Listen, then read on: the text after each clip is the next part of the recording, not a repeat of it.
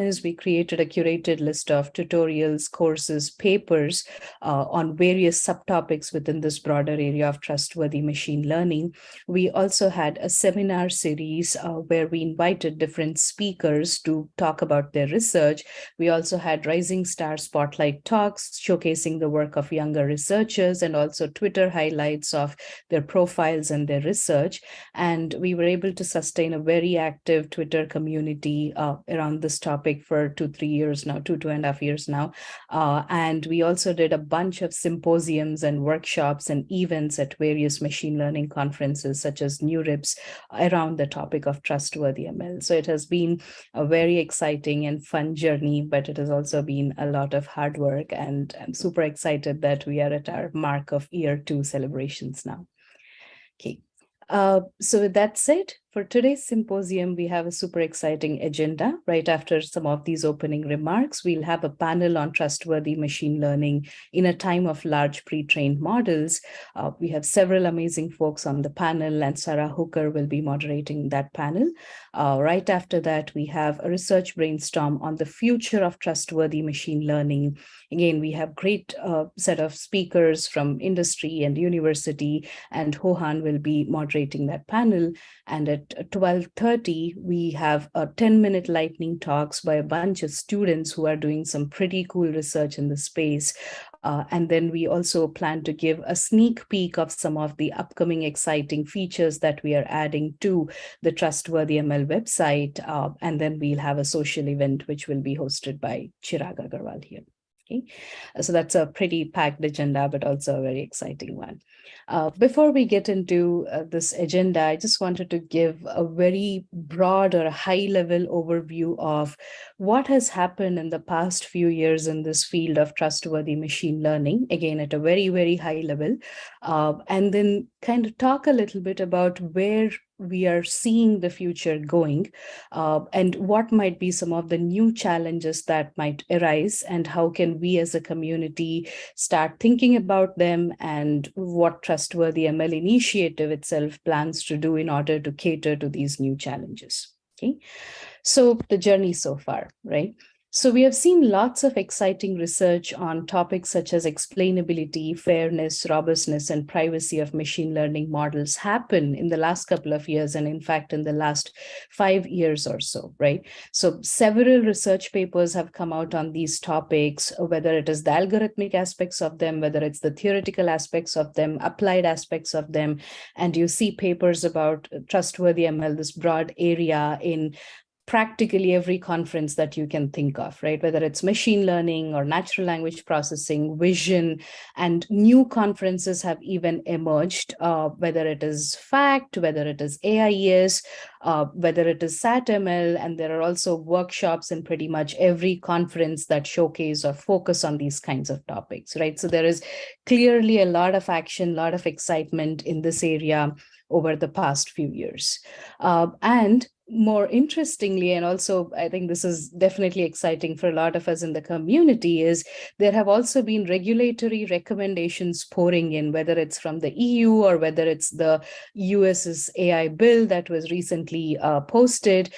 These recommendations are trying to ensure that the models that are deployed in real world applications are trustworthy, right? So it's amazing that regulatory authorities are already thinking about how to enforce regulations on AI models, which will be making critical decisions in practice, right? So that's, lots of excitement in this space. I just want to go over each of these topics and just give a broad overview of like where we are in each of these fields, right? I'm going to start with explainability. And in this field, in the past few years, there are several algorithms developed for understanding model predictions. And at a very high level, we have seen, the kinds of algorithms developed being categorized into either models that are inherently interpretable or post hoc explanations of existing models, right? So there are two ways of thinking about how to explain model predictions, at least in the literature that we have so far. And there has been lots and lots of analysis of the pitfalls of these algorithms. What can go wrong? How can adversaries misuse them to manipulate decision makers, end users? There has been a lot of work around these topics. There has also also been some work on the theoretical understanding of the behavior of these algorithms that have been put forth in the past few years. And there has also been quite a bit of work in terms of user studies to analyze the utility of model understanding in real world applications. So how useful are the methods that we have developed and the explanations they're generating to different kinds of stakeholders in different applications. That has also been an active area of research. Right. Coming to fairness, there were different notions of fairness proposed over the past few years. There's a very nice talk on, I think, 20 plus definitions of fairness at FACT, which tells you how there could be several ways of thinking about fairness, right? And several algorithms for learning predictive models that are not only accurate, but also fair have also been put forth. And some of them have also looked at like how to do this efficiently, how to do this with guarantees and so on, right? And there has also been a bunch of theoretical work. Something that stands out here is analyzing the trade-offs between the different notions of fairness. So for example, there is another interesting work which actually shows that, there are some of the popular three statistical notions of fairness, and you cannot satisfy all of them simultaneously, right? So there are definitely efforts in thinking about, can the different notions be satisfied together? What are the trade-offs and so on in the space as well? So there is great theoretical work in the space as well. And of course, there have been studies to elicit notions of fairness from the users themselves, potentially by asking people to compare decisions in a pairwise manner. For example, if there are two people, if an algorithm, makes one decision for one, another decision for another, maybe these people look somewhat similar on certain attributes, is it fair to do that, right? So asking users those kinds of pairwise comparison questions and then learning what notion of fairness they care about in a certain domain, there has been work around that. And also there has been work on user studies which analyze the impact of fair models on user behavior in different applications, right? So for example, if we use fair ranking algorithms on LinkedIn or TaskRabbit, how would that change the way in which users perceive what is being ranked, or which other users are being ranked? And in terms of robustness, again, there are several different ways of thinking about model robustness. One way to think about it is a model should be robust to changes in the underlying data distribution that may happen over time. Or there is this notion of adversarial robustness, where we want to be robust to certain kinds of input perturbations that maximally change the output, right? And to this end, there were different kinds of adversarial attacks on machine learning models that were put forth, and this whole notion of adversarial examples and how to think about them became a huge field of research.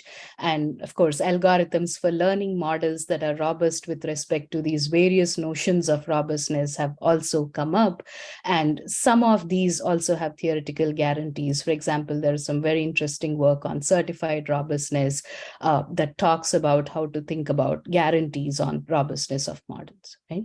And in terms of privacy, again, different kinds of privacy attacks that can be orchestrated, that has been a huge area of research.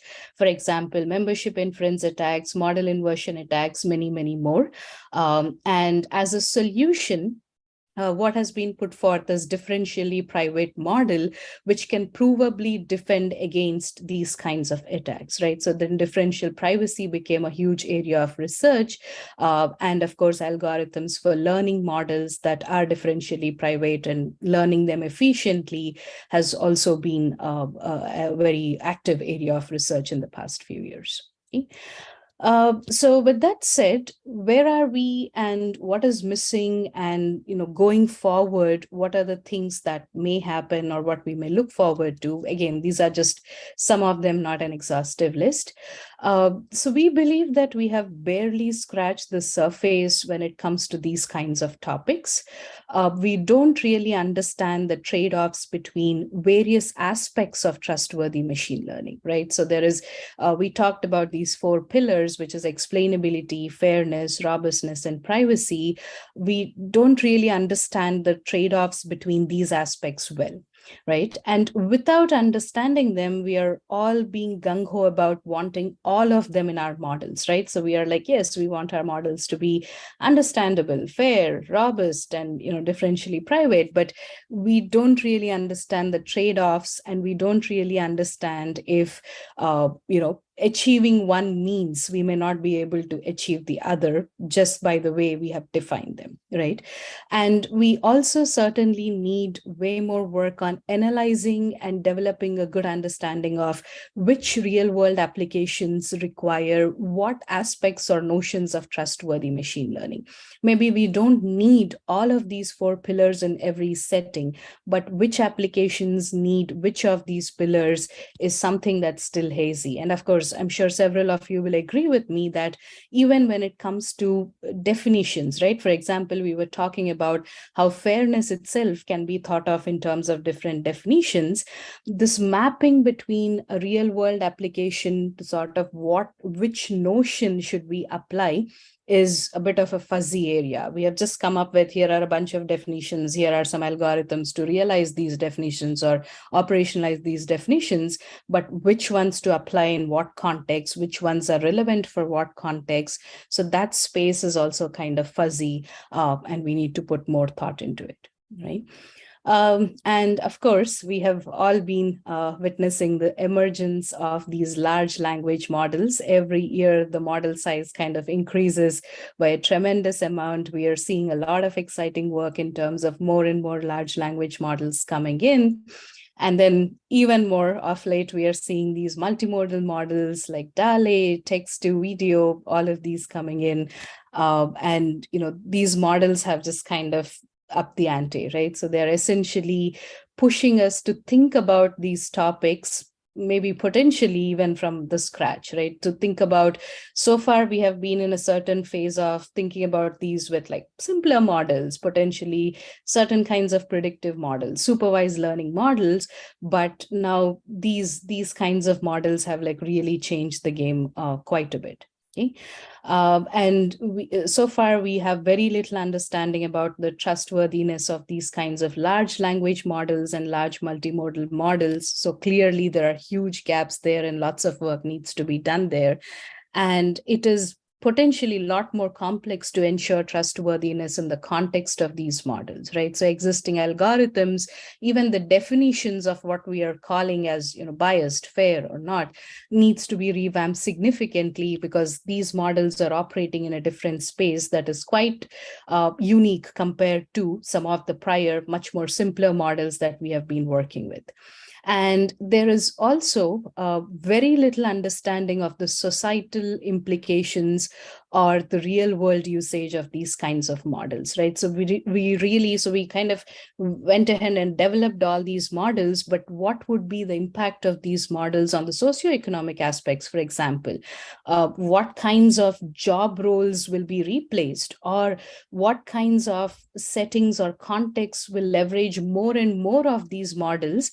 That understanding is key, and we should not shy away thinking about it as, well, this might not be technical work. The reason why we say that that understanding is key is because once we understand the settings in which these models are likely to get used, only then can we develop good enough frameworks or reliable frameworks to ensure the trustworthiness of these models relative to those contexts, right? They can just help us do a better job of making sure that these models are not doing anything that is really out of line. So I think we also need to spend some time thinking about where they're going to impact society, how they're going to impact different real world applications, and then leverage that understanding to then develop more technical solutions to ensure the trustworthiness of these models. So clearly there is a long and exciting journey ahead, and Trustworthy ML Initiative is also trying to gear up to sort of take on these challenges. And to this end, we are coming up with a bunch of exciting new things over the next year. Marta will talk today later about how we plan to sort of use the inputs from the community when curating the resources on our web pages. So that's going to be very awesome. We just want to seek more and more of the community inputs on that front. Beyond that, we are going to start some more exciting symposiums on like very pertinent topics, some of which we just kind of glossed over a bit. And we are also going to focus on developing more sub-communities within this broader Trustworthy ML community in the near future. But we'll make announcements for those in the near future. But for now, I would like to welcome you all to the second annual Symposium of Trustworthy Machine Learning Initiative. And next up, we are going to have a very amazing panel, which will be moderated by Sarah on Trustworthy ML in a time of large pre-trained models. Sarah, over to you.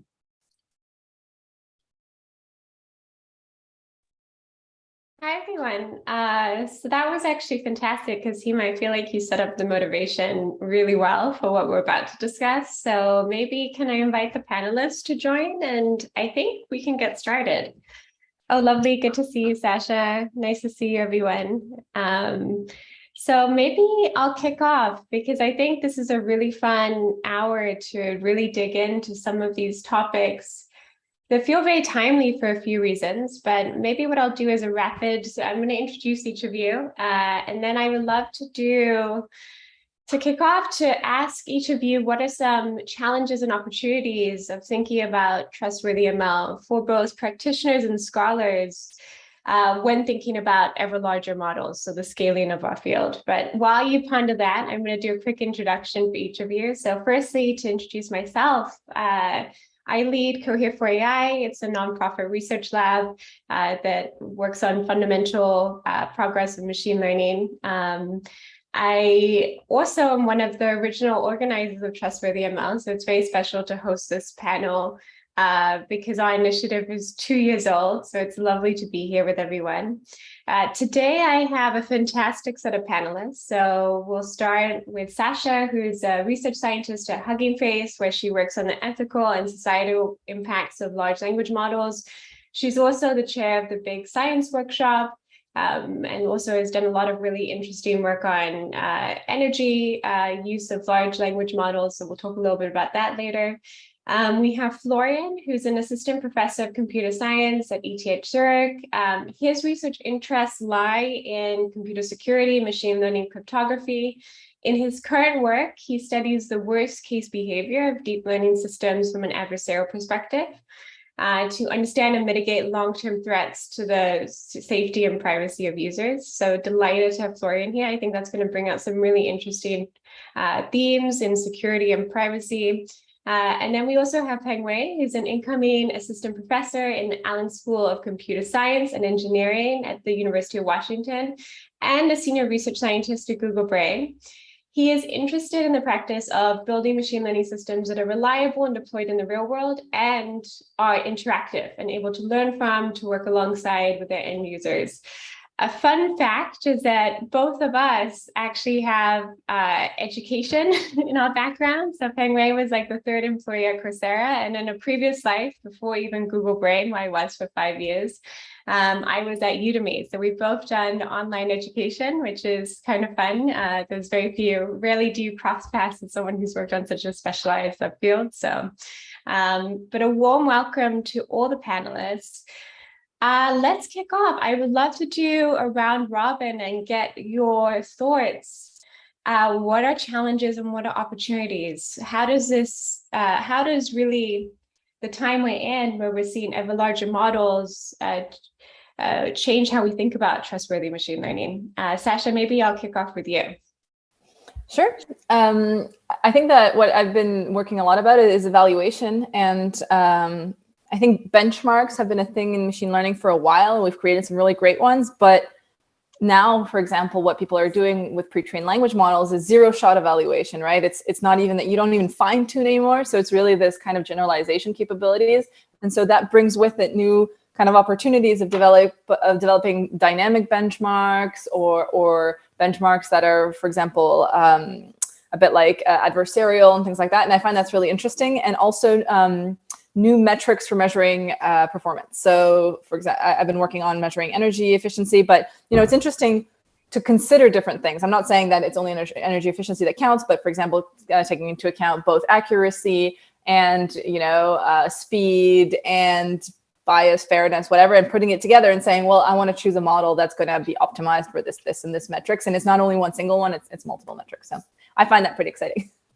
Yeah, it's really interesting. So this idea that people are using models in an entirely different way, and that our life cycle is much more siloed. So even fine tuning now, it might not be, there may not be either the data or the resources to fine tune some of these models. And so we're really treating it as zero shots. So that's like a fascinating observation.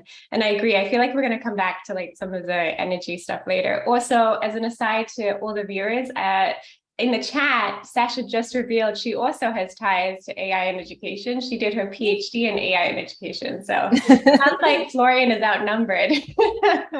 But Florian, maybe I'll switch over to you. So what an open challenge. Yeah, so I do not have a background in education. Yeah, I guess I'll since that's why I'm here, I'll counterpoint maybe this sort of ability of these models to just all of a sudden kind of out of the blue learn new capabilities. That this is one of the things that also worries me a lot with these models, is kind of these unknown unknowns, where you train a model on something very stupid. I'll take an example, say, of recent amazing advances in diffusion models, where literally what you're doing is you're training a model to do denoising. It's a very boring task, and like after a bunch of then people take these models, learn how they work, write a bunch of Twitter threads and go on a bunch of Discord channels, all of a sudden you have like deep fakes for everybody. And it's kind of like, yeah, sort of predicting or anticipating all the various ways or all the various weird things that people might be able to do with these models ahead of time when you're designing them, when you're working off them. This is going to be a big challenge, and something that we didn't really have to worry about, I would say, with earlier models that just didn't have these kind of emerging capabilities. Yeah, that's I will come back to that. That's a really interesting theme. I have to push you though for an opportunity, because we should be less we should be less completely grumpy as researchers. So what do you think is an opportunity here? One thing that I've started seeing some people play around with that I find incredibly exciting is sort of the use of large language models as ways of just taking arbitrary pieces of data that might be sort of kind of opaque and obscure. So even things like code, and sort of transforming them into prose, into natural language. So having sort of a new way of explaining things. And this is something that I could see even have very positive applications in computer security, for things like maybe understanding malware, or sort of very quickly getting some piece of maybe obscure code or obscure payload, and having a language model just be able to explain to you in a very quick way sort of what this might be. And I think this could have very positive applications in cybersecurity as well. Yeah, it's really interesting. There's also entire collections where people post, even for diffusion style models, failures. So like when prompts don't work, I think the ability to probe language models, that it's been taken to a next level in some subgroups. So yeah, very interesting. Peng Wei, what are the challenges and opportunities that you see? Yeah, hello.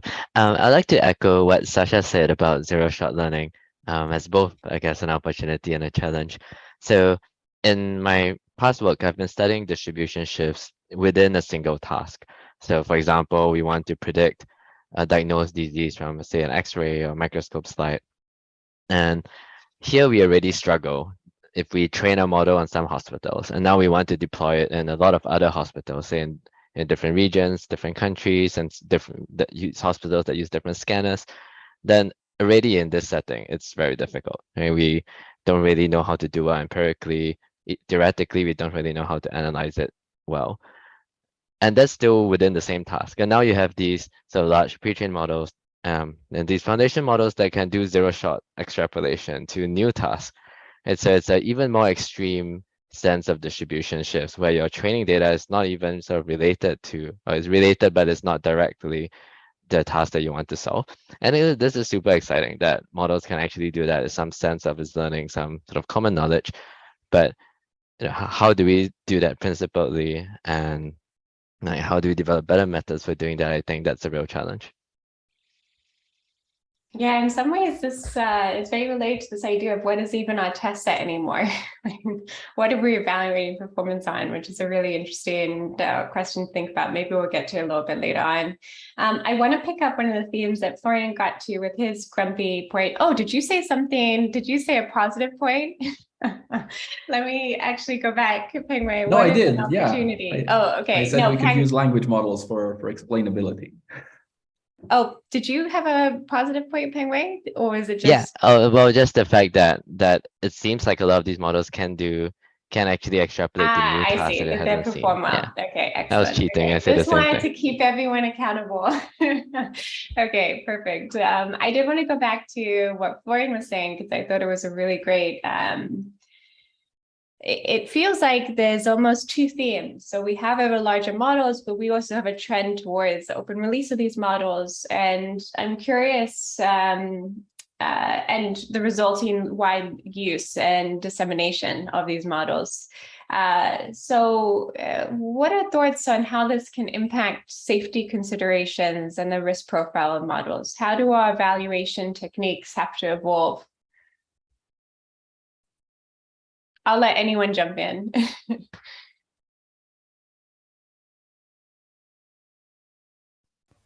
I can get started. I would say that generally I'm mostly in favor of keeping things as open as possible. I think this is actually something that in computer security in the open source community is sort of viewed generally as a positive, that kind of the more transparent you are with what you're doing, the more open you are to sort of eyeballs from everywhere sort of looking at what you're doing, that this is generally I mean, it will invite more attacks, but it also just means that there's more people who are capable of sort of helping you find vulnerabilities and make your systems better. That doesn't mean you should just sort of just recklessly put things out in the open as quickly as possible. I think people should also have a little bit of a responsibility to stress test their systems internally as much as possible before putting them out. Yeah, I think generally in this field, we will have to grapple a little bit with this problem of more and more of the research sort of being closed and not accessible to everyone. And we have to sort of think a bit about what this means for science. And so because of that, I tend to be much more biased towards just having things as open as possible. But yeah, with sort of the right responsibility before actually releasing things. Yeah. I don't agree that we're going towards research being more closed. I think it's the opposite. I mean, if you look at the last maybe couple of years, I feel that we're going in a more open direction. And there has been, for example, I mean, if you look at conferences specifically, now it's like publishing a paper without sharing your code. It's not 100% across the board. You know, people won't roll with it, but in a lot of conferences you can't, right? And you have to share your data and you have to make it reproducible and things like that. So from certain perspectives, I really see things changing. You know, we've got checklists, we've got all sorts of stuff. So, you know, I was part of the ethical review at NeurIPS this year, and I was like pleasantly surprised to what extent reviewers are holding authors responsible. You know, oh, you answered no. Well, then you better justify this no, because otherwise you're not getting accepted. Even if you say your model has 99.99% accuracy, like prove it, right? Like show your work, like Jesse Dodge's work. And I think that's really optimistic. I mean, makes me happy. I agree with those points that like there has been a lot of improvements on the reproducibility side of checklists and so on, but I do think research has gotten more closed in a few important ways. So I guess that, like, you know, if just a few years ago the big models people are using was say like ResNet's train an ImageNet or something, it's still possible for like, you know, a normal grad student to just download it using a single GPU. And now we have with these large models, firstly, I guess not everything is released, right? So not all the companies release their models. And you know, sometimes they release versions that are slightly different from the ones in the papers and so on. And then some of the models that are released are just hard to use. They're expensive, right? For one, so you might have limited access, so you can't probe the internals. If you do have API access, that costs money. Academics might get some credits, but it's not, you know, the same as having it on your GPU able to run as much as you want. And sometimes even if people do want to give you access, it's just very resource-wise very difficult to use. Like you need the hardware to just load all the model weights into memory. And this doesn't mean that there's any like bad intention on the parts of the companies or anyone releasing the models, but it does make it, I think, much harder for an average researcher to sort of follow along and use these models. And I think that is sort of part of the game, but we have to think about it as a real challenge and figure out how to mitigate it.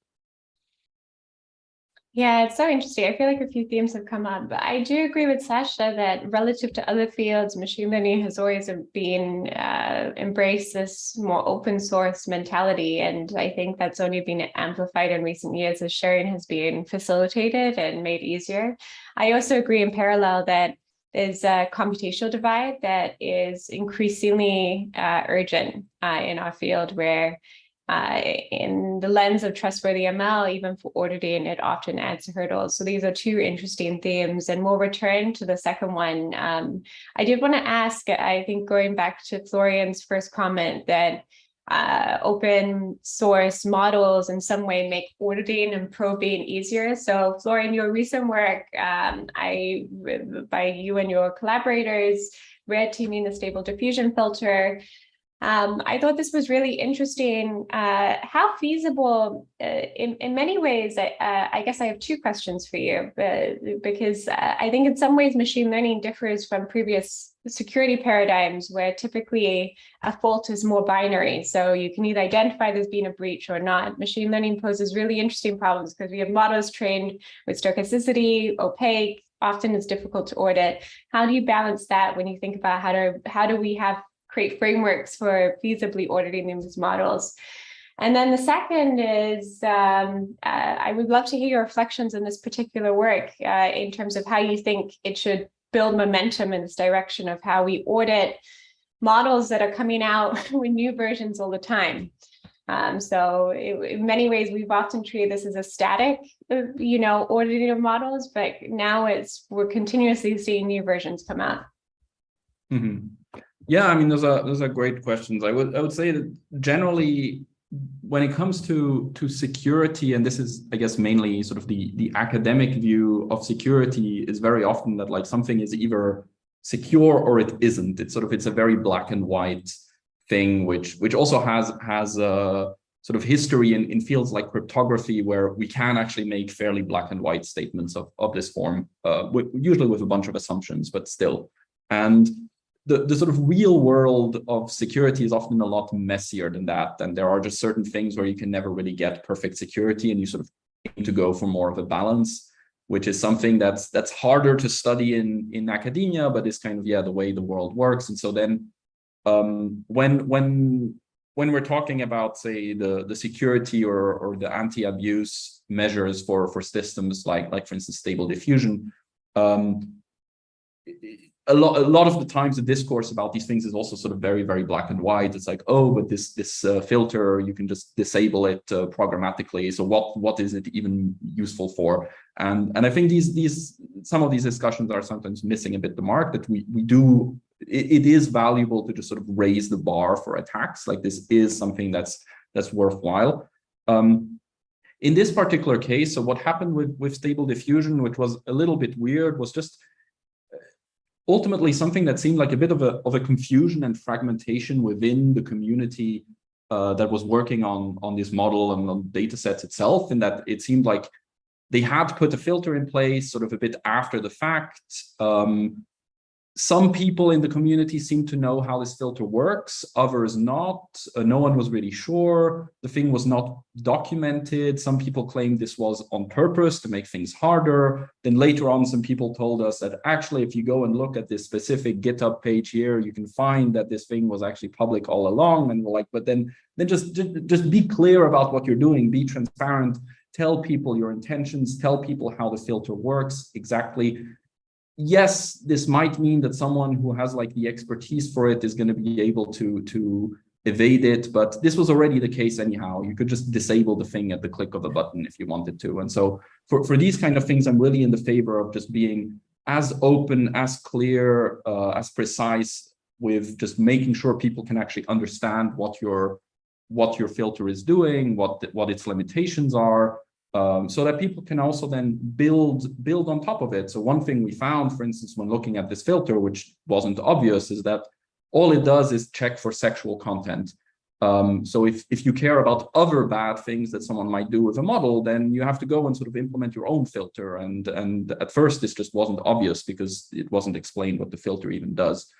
And so I think the lesson here is not really about whether things can be broken or reverse engineered or whatever, and more about that we should sort of aim to properly document what we're doing and sort of try to really be transparent in what we're doing, especially I think when it comes to filtering mechanisms, where one sort of worry there, of course, is if you do things in a very untransparent way, this actually gives you the ability to censor people's use of these models in sort of ways that might not be obvious. And this is actually something that I find kind of scary. So you might as well just be open about what you're aiming to do and what the limitations of your current approach might be. And ultimately, that's just better for everyone's safety.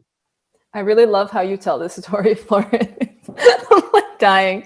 But I mean, I agree with what you said. I agree with you. We should be more transparent. But it is really funny because it's like these things are moving so quickly that people, I mean, I like believing in people's good intentions. And so it's like they're trying to do things, but it's just like things are getting away from them. And I do feel that there's like this gap between it's like intentions and actions, right? And in this particular, I think you're talking about the stable diffusion model. It was interesting because the filter was created with certain types of kind of content that should be filtered in mind, right?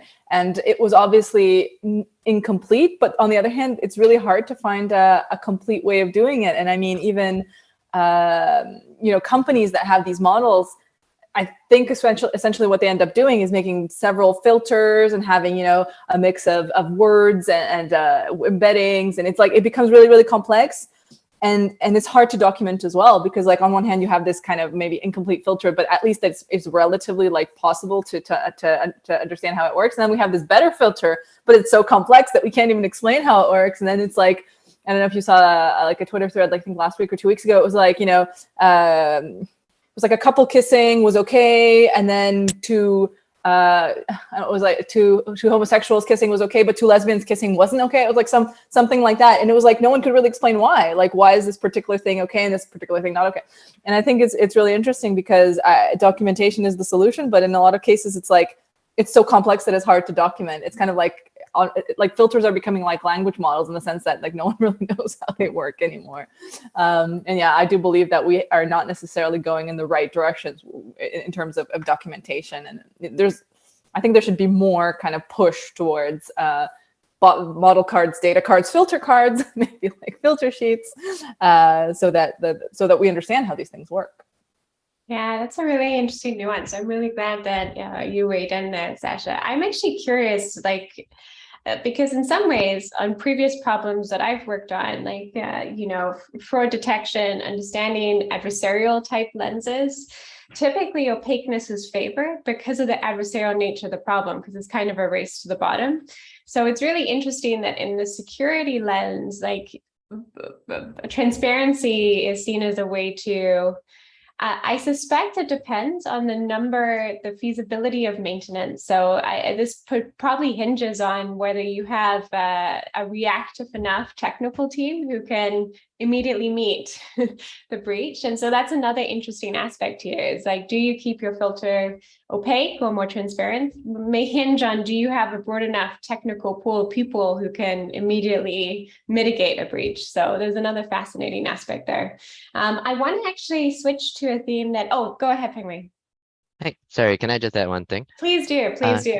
Thanks. So just wanted to add something to what Sasha said about the stable diffusion filter. Like I completely agree. It seems to have, the actions don't match the intention, so it's getting away from them or something. But I guess I just want to stress that, they didn't have to release this model like that, right? And they could have taken more time too. So I don't feel like it absolves us just because the field is moving really quickly. I want to get my stuff out there. I don't think that absolves our responsibility. Not saying that you're suggesting that, of course. I feel like with these large pre-trained models, like one significant thing they do is lower the bar for access, right? Like, so you don't need a lot of machine learning training. You can just write cool prompts and so on. And because of that, I think we need to think more about, what is at what stage should we release stuff? And our sort of our previous approaches to like, oh, this is a cool research thing, let me release it. I sort of trust that only other academic researchers will use it. Now that's no longer really the case, and we should reflect more on that as a community. Yeah, I think that's a really excellent point. It's actually interesting because it's almost drawing out a theme that's a little bit opposite to my next question, which is there's almost these two parallel themes. So in terms of technical ability, you're completely correct. I feel like this is lowered barriers to entry. And so it's lowered potential misuse. It's lowered the opportunity cost for potential misuse. I also think in parallel to adapt these models or audit them, we see an increase in the threshold to entry. So this is a theme that was brought up earlier. So there are now hurdles to accessibility and auditing, and there's several reasons why we might want accessibility. So to audit these models, but also to deploy the models so that gains can be realized by many. So Sasha, you've done a lot of work in the area of efficiency and recent work on carbon intensity of AI instances. I know other people, this came up earlier with Peng Wei, you were talking about this bridging the computational access gap. How do we weigh challenges in making these models accessible? It's interesting because there's a bit of a debate, right? On one hand, so some people say these models are getting bigger and bigger, more and more carbon emissions, more and more energy, like unsustainable over. And of course, like people can't train them unless they have these massive clusters. Like there's one direction, and there's another direction that says, yeah, but now instead of having like, I don't know, 20 models that all do named entity recognition, we have one model that can be used for 20 tasks, right? And there's like this debate between like, well, which direction are we really heading in? And for me, the way to kind of, well, at least shed light on the debate, maybe not solve it overall, but at least try to to inform it, is gathering information. And so that's kind of why I'm so set on getting like these numbers about carbon footprint and energy consumptions, because like then we can really say, okay, well, we have, say like whatever is it, 70 tons of carbon upstream for training a language model, but then these other small language models say are like 5 tons each, and then we can start like comparing, right, apples to apples, because currently it's just we have a couple of numbers, and it's really hard to weigh it, like to compare, like when you're making a choice, right? Do I train a model from scratch? Do I do I fine tune a model? Do I use an existing model? And what are the actual costs of each action? Because I firmly believe that, I mean, somewhere deep down, people can be rational. And, if you say, well, this costs X and this costs Y and this costs Z, they'll be like, okay, well, like for me, this is an important metric, and I'm going to choose like depending on that. Like, like a lot of things we do, right? We have the information, either like the money it costs, I don't know, the calories in food. Like we have things that kind of orient our choices depending on what interests us. And so that's why I think that like studies and communication is really important. So people start tracking their energy consumption and publishing it. And that way we can start getting like a grasp of all this. But we currently don't have enough information to really say much in terms of like comparing apples to apples. Yeah, it's really interesting. I feel like up until very recently, only like a tiny fraction of papers would even share what hardware they trained on. It was just like you train the model, then you'd use this optimizer, but we wouldn't even really talk about the hardware. So I think in general, like it's a very underserved conversation. Does anyone else want to weigh in on this? Yeah, go ahead. Right, yeah. Yeah, just one quick point here. I think to your point about how auditing is more expensive, I guess one approach to that is to try to have more centralized efforts, I guess, to benchmark lots of these models. And I think, speaking as an academic, that academia is one reasonable institution to do this, because it's sort of a more neutral ground compared to, say Google evaluating its models and finding that they're the best or something. And one such effort, for example, is an upcoming paper from Stanford's Center for Foundation models. This is led by Percy and Rishi, but they are comparing to 30 different public and private models, including those from Cohere, and looking at lots of metrics like accuracy and calibration and so on, but also the energy cost of training and inference. And this is something that is hard for sort of individual researchers to do because it's expensive to look at all of these, but it's something that as academics, we could play a role in as well by helping to do these sorts of evaluations and standardized benchmarking. Yeah, any other thoughts there? Go ahead, Florian. I would also, say that, I mean, I think it has, the situation has gotten maybe a bit worse, but it's also, it's always been the case to some extent in machine learning that just, there are certain types of research that certain groups were able to do and others not. Like, yeah, when I started my PhD, it felt sort of impossible to ever train a ImageNet model on my own. I mean, I did most of my PhD with one GPU sitting on my desk, and somehow this was fine because I was just kind of focusing on problems where I didn't necessarily need much compute. I mean, if I had more, I would have done maybe different research, but still, it's like there's a lot of interesting and very cool things to do that don't necessarily require burning like a quarter of the Amazon rainforest. And we should also, there's a lot of cool things to focus on there. And of course, sometimes having the ability to actually go and look at some of the really large scale research and analyzing things is valuable. And there are some teams or some academic efforts that will be able to do that. I also think ultimately, if it's not possible for all of us to participate in this type of research, that's also fine. There's a lot of cool things to do. Yeah, I think that there's two themes here. So I guess I agree, it would be bad for the field if everyone is working on larger and larger models. I suspect there's part of progress will demand that some of us are looking at how to make, how to arrive at similar performance in a very different way. However, I do agree with Pengwei's observation that there has to be coalition type efforts to ensure access for those who want it. I do think industry labs have a role to play there. So it's no accident that this particular paper was able to benchmark a lot of different models. We should be partnering with academia in different ways. So I also think there's a national policy which has to emerge there. So the national compute strategy is also painfully behind in terms of giving access to different groups. This was really interesting. I feel like it drew out a few different themes. I want to turn a lens towards data. So one of the trends here with large language models is that our models are now trained on large web crawl data sets. So we can think of it as a pile or Leon, which are largely uncurated. And often the filters that are imposed are fairly crude, partly because of the scale. This poses challenges for problems like toxicity generation in both text and images. So what recommendations can we give at this point for practitioners who are faced with how to audit and attribute harm? Let me kick off with Florian since he's smiling. No, yeah, I mean, I don't necessarily know what the right recommendations are. It's kind of actually what I'm expecting is going to happen at some point is kind of the Microsoft Tay moment of like large foundation models, where someone is going to poison one of these models just because they can and because it seems somehow like it should be incredibly easy to do.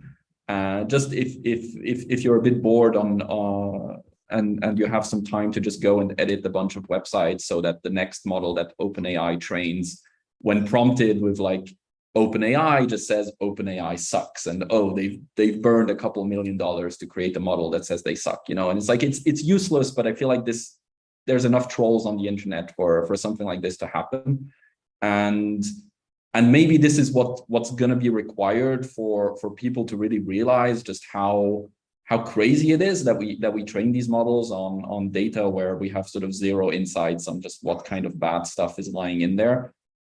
And already now, without there being, as far as we know, anything actively adversarial happening, we just have already all the biases and toxicity and whatever from the internet that come into these models, and this is already a very hard problem to solve. Once this gets properly adversarial, I think, yeah, then the floodgates are open, and we're just going to end up with models that misbehave in completely arbitrary ways. And yeah, but they already do. Sure, but not in a targeted way necessarily. So Yeah. just to add, I don't know if you've seen the GitHub or the like neural code completion poisoning attack, Florian. This is from Vitaly's group, Iconel Tech. And they, yeah. So this is exactly, it's kind of, we have these feasibility results. We've had them kind of for years that sort of say poisoning these models is in principle possible. So this particular paper, yeah, it's a very nice paper from Cornell from a couple of years ago that just showed that you could change a bunch of GitHub pages so that if you train a language model on GitHub pages, all the code that it suggests, all the cryptographic code it suggests would be subtly insecure. But no one seems to have actually gone and done this, which I guess is good from an ethical point of view, but it's sort of like, it seems to me that there's really little that's actually stopping something like this from happening. I guess we might not know if someone has done this too. Yeah, that's also true. And I think we need better tools for data. I think it really comes down to the fact that, like, when I have a bachelor's in linguistics, and when I started out, I feel old, but like before we used data, we looked at it, and then it's like they have like the Brown corpus, and there's all these descriptions, and there's all these studies. Like people have been, published like hundreds of papers on this one corpus that's what, like 0.1% of the common crawl or something. And then now it's like, oh, we just scraped the whole internet and we don't know what's in there, but we're going to use it anyway because we need a lot of data. And I feel like at some point, I keep on wanting to sit down and do this, go back to the old linguistics and computational linguistics papers and try to see if any of the techniques that have been kind of forgotten or dismissed, right, because a lot of people just don't know about it, can be applicable. And of course, a lot of them, like at the time, they didn't have the resources to run like parallel scripts and GPUs and TPUs and whatnot and IPUs, but now maybe we do. And so maybe there are things that we could be using and like leveraging, because I mean, I remember this being a thing in machine learning, and maybe it still is, like people going back to the 80s and trying to dig up machine learning papers from like Schmidt-Huber or whatever and being like, oh, we can just like parallelize the heck out of this now, right? And so like I want to do that with data tools as well, because like at some point I even found a website of all these like tools written for like Windows 98 and things that was literally like you put in a bunch of text and it gives you collocations, it gives you frequencies and whatnot and models and like even like language complexity, like how difficult is the text and stuff like that. And so I feel like a lot of these things, like they can't even run on our computers nowadays, but we could definitely make them better and build on what was created before, because like this whole thing of like, it's too big to know what's in it is just kind of embarrassing, frankly. Yeah, I do love the suggestion to go to a time-honored tradition of going back a decade and pillaging. I think we're quite good at that in the machine learning field. So revisiting the classics. But yeah, that was very interesting. I do agree. The whole idea of what scoring techniques work at scale for us to get more insight is very, very timely and urgent. Pengwei, did you want to? Yeah.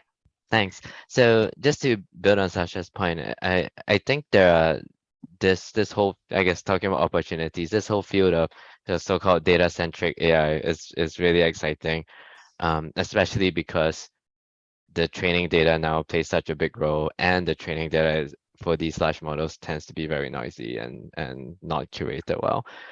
So two opportunities / challenges here, I think, that I wanted to highlight. One is that the training process is so difficult to understand here, right? And so I think that has a lot of room for cool research. So I mean, the state of the art is like, okay, we can understand what happens if we have a small convex model and it's trained, to the empirical risk minimizer, and then we can characterize how that changes, and that's been well understood statistics for decades. But now we train these large models and it's stochastic. We can't even really define like what does it mean to remove this training point, because the effect of removing the training point is stochastic, so it induces a distribution over models.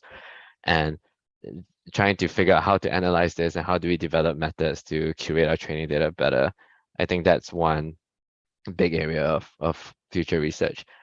Another thing is that I think there's a lot of room for these sorts of like interactive tools that Sasha was talking about, where you visualize the data, and there's too much data, you can't like look through one by one, but you can build tools to help you make sense of it.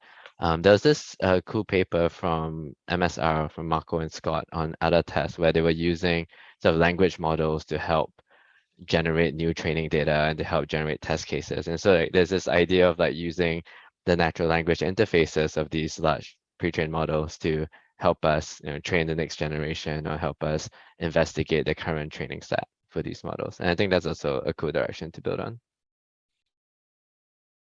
Yeah, that's I do agree. We almost have a shift even with interpretability. For a long time, we focused on explaining the single example, but this requires understanding the distribution of examples and relative importance. There's a lot of opportunities there to kind of shift how we think about the tooling itself. I want to ask, so I did want to touch on privacy. Florian, one of your recent works with collaborators was titled, "What does it mean for a language model to preserve privacy?" So let me pose this question to the group, maybe kicking off with you, Florian. What does it mean for a language model to preserve privacy? What is the state of the art and how we think about privacy in this space? Yeah, this is a very loaded question. I guess to me, there's sort of two angles to this question. One is like, is the data that we put into these models, should this data be considered private or not? And there, I think there's a big debate to be had about sort of just training models on internet data, which is publicly accessible, but not necessarily sort of intended for being used in machine learning applications. And there it's also, again, sort of coming back to one of my earlier points about sort of the emerging abilities of some of these models.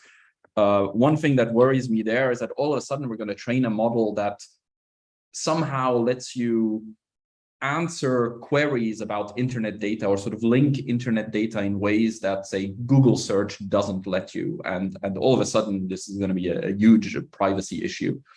So this is kind of one part of the problem, is like all this trove of sort of data that people have put online. Is this really something that should just be free grabs? And then the second kind of more technical question is, if there is data that we consider as being worthy of privacy protection, and we still want to train on this data, sort of what can we do? And therefore, for this sort of a long tradition of kind of focusing on things like differential privacy that give us sort of a very nice formalism for reasoning about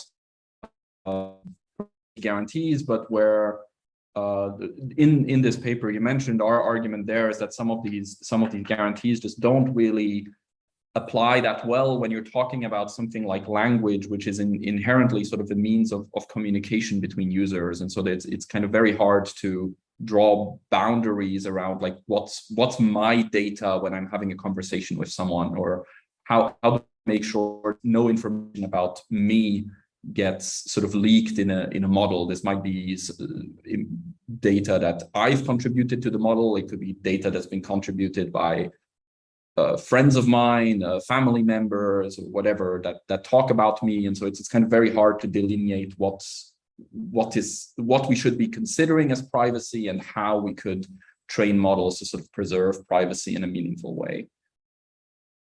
Yeah. Sasha, Penray, do you want to weigh in on this one?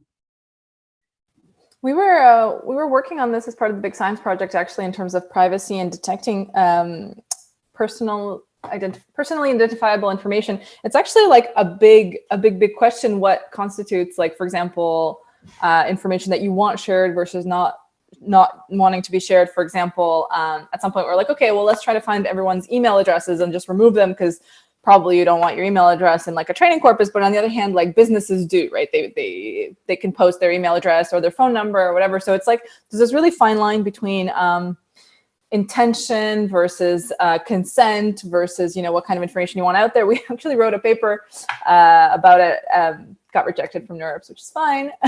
We're going to work on it some more. We essentially did a study as well of different tools for detecting PII, and I guess the TLDR is that none of them really work out of the box, because like, even for example, if you wanted to detect addresses, there's so many ways of writing an address that that differs depending on country, depending on whatever. And like social security numbers are different from country to country. Like there's one in the US, but Canada has a different one, for example.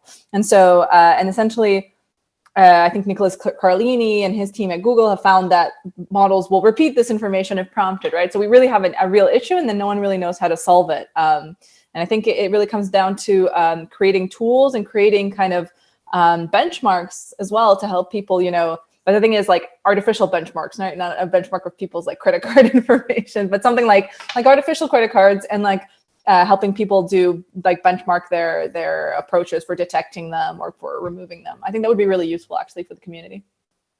So just to chime in on this right away, we have a competition that's been launched very recently on data extraction in language models. Is kind of following up on this paper we wrote a couple of years ago, on extracting data from GPT-2. I'll post a link in the chat. It's like, if people are interested, sort of the goal is to try and find better ways of extracting information so that we can sort of better measure how bad this problem really is.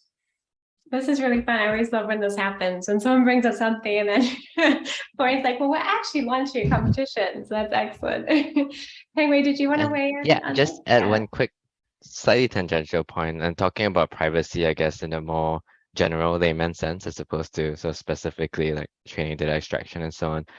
The use of these generative models, I think, and given the theme of this panel, also raises some sort of new and kind of interesting issues. So for example, I think there was an artist Korean artist that passed away recently, and then like right after, someone trained, I think, a stable diffusion model to generate art in the artist's style, and which some people thought was respectful. A lot of other people definitely did not. And then there's this sense of what you might have posted your art online, or you posted your writings online, but what rights do other people have to use it? How much can they actually create with it? What happens if they train a model on it? And then, so lots of issues that are sort of important, and it's not clear how to resolve them. I think that's actually a fascinating and really valuable point. Like, what does our personhood and identity and work mean in an era where the whole notion of what is private, this kind of links really nicely to one of the points said earlier, which is this notion of what is private becomes more nuanced when maybe our expectation that was private was there at the time, but now it's no longer true if we have the scale to scrape all this information. So that's a really, really nice point. I want to look forward. So this is the Trustworthy ML initiative space. A lot of our goal is to be a resource for people starting out in the field. So for someone starting out in the Trustworthy ML research space, I want to ask each of you, what is an interesting problem you think is underserved? And just as fun, what is a saturated problem you think is overrated? So we can start, maybe we'll start with Henry and then we'll work back. I knew I shouldn't have been smiling. I know, I'm always picking on who smiles.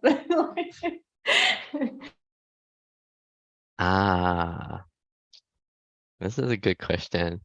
So I think one area that I am excited about, and I think is quite underexplored, is this training models that can sort of interact well with users, I think. And so in most of our research in ML communities, research to date has been, we're trying to produce these sort of static models that once they're trained and they go out and then they're deployed in a sort of separate stage and don't really get updated feedback.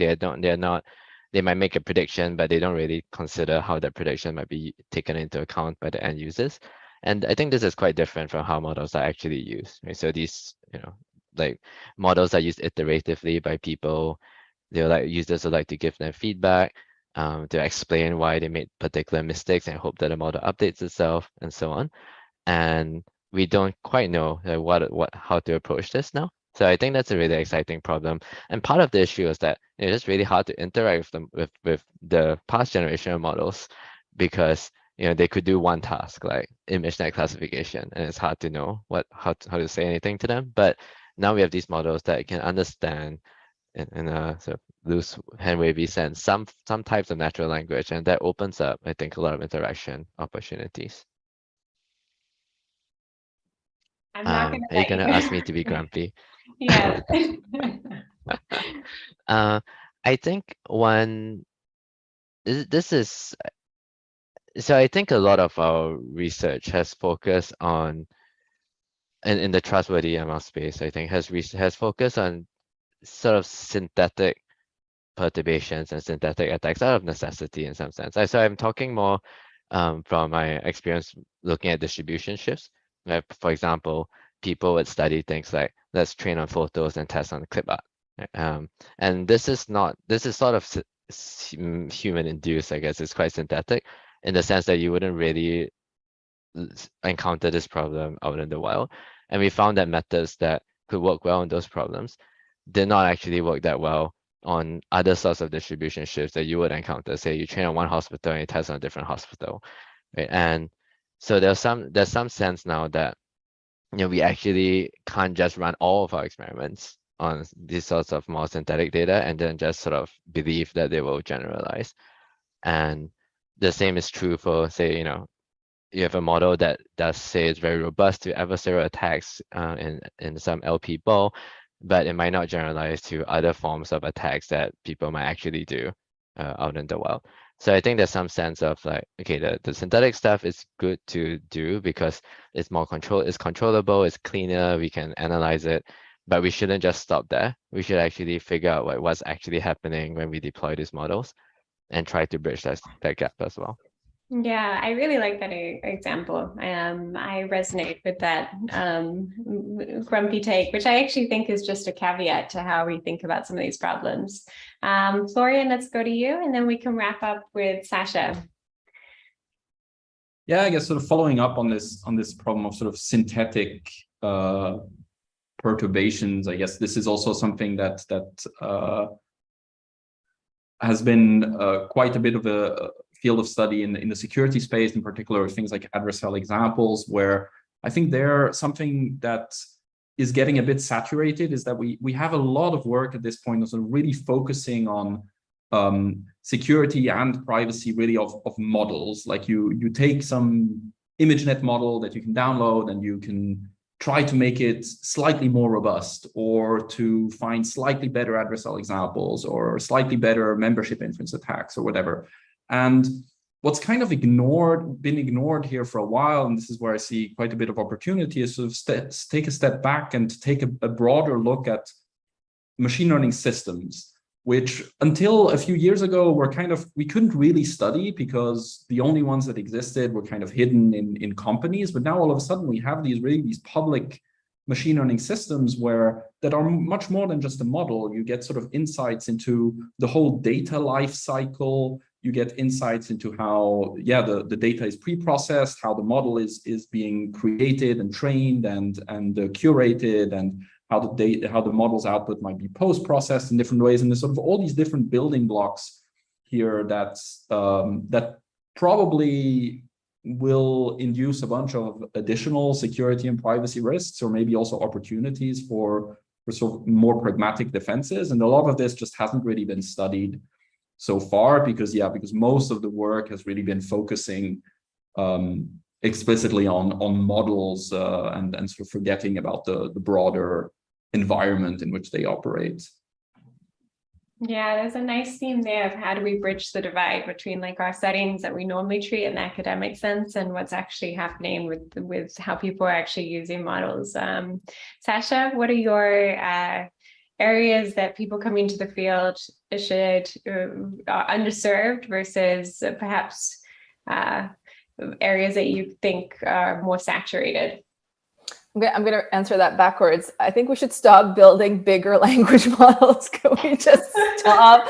Can we just like cap them or something? That's like my pet peeve. I'm just like, great, 10 billion more parameters. Awesome. And I think that honestly, people who are coming into the field see this happening and see that like the trend is going that way. Whereas there's so much interesting work to be done in like distillation and efficient models and like, you know, efficient training techniques. And there's like so much there that honestly doesn't get like the spotlight it deserves, because I mean, I don't know, maybe this is my bias, but I think that it's interesting to have resource constraints, because it's like, it gives you like, I guess, ways to get creative, right? Because it's like, if you have no boundaries and unlimited GPUs and unlimited whatever time, then of course you can build the biggest language model ever. But, you know, if you start getting constrained and the world, like reality has constraints, right? Like there's gravity is a constraint. And I think that if we start baking this into the way that we practice ML, it could actually be, honestly, like open the door to so much creativity that currently maybe isn't getting like the new talent or the new people that it deserves working on these problems outside of kind of these like limitless setups. Yeah, that was amazing. You definitely rose to the occasion of a grumpy take, and it resonated. I agree. I think we need most research breakthroughs come from people working on a variety of problems. We shouldn't bet all of our future talent in one direction. So that was really nicely a very apt closing for this panel. Thank you, everyone. This was really lovely. Such a fun chat, and I feel like we talked about a lot of different themes. So it was really interesting for me personally. So really appreciate everyone on the panel making the time. This was a lot of fun. Yeah, thank you very much. Thank you. Thanks a lot. Great. Perfect. And I will pass back to the Master of Ceremonies. I don't know if Hima's still around or if Sarah is stepping in. But I will mute myself, and then hopefully someone will appear saying what is happening next. Yeah, thanks so much, Sarah, for the great panel. And thank you so much, all the panelists. Really interesting conversations. Right now, we're going into a break, 13 minutes to be precise. So we'll see everyone back here again in 13 minutes. And in this period, I think speakers for the next session, we can do testing. If attendees want to hang around and leave more questions for our panelists in the Q&A too, please feel free. Yeah, but otherwise we'll gather back here in 12 minutes from now.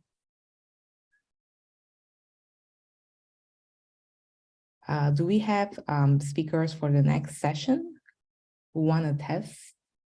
Yeah, I'm here. Okay, great. Yeah. Do you want me to test like Just- sharing my screen maybe? Just so you know, you are testing on stream. Okay. Yeah. That's true. Yeah. Okay. Does it look all right? Yeah, we see it. Okay. Cool.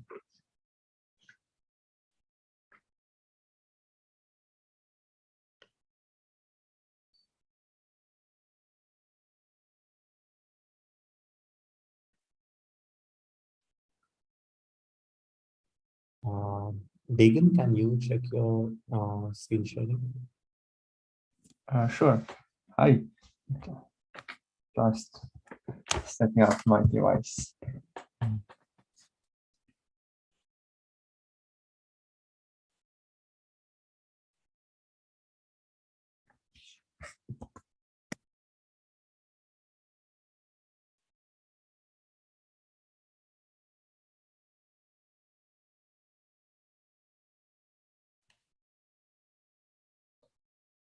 Can you see my screen? Can you see my slides? Yes, we can. Thank you. Great.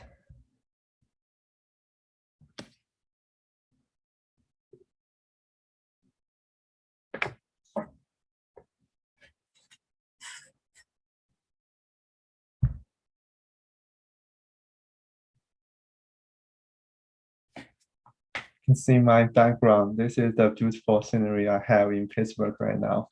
I have red leaves, all colorful leaves, not only red. Nice.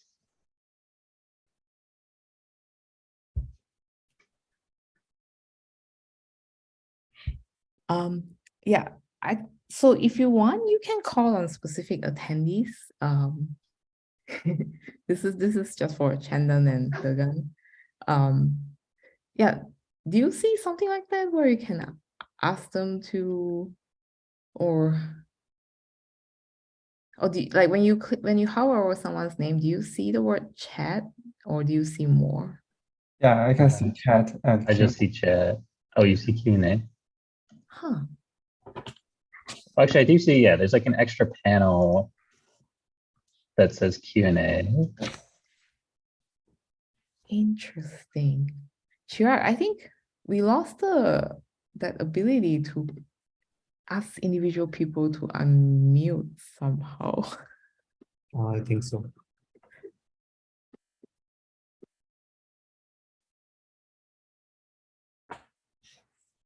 Okay, let me look around. Yeah, we're just hoping to make this more interactive and Yeah. but maybe keep an eye out in the Q&A too. See if people say something and then you can like repeat the question and yeah. Okay.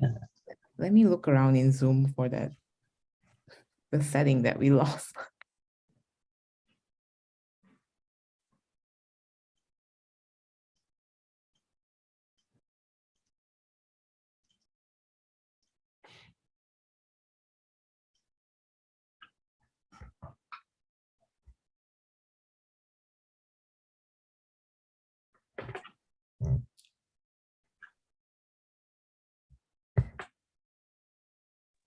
So any thoughts about the panel? And again, we are all on stream, so. Yeah, it's great. You mean are you asking about the panel just now? Yeah. Yeah, very thoughtful, very insightful. I think I got lots of good ideas to experiment with.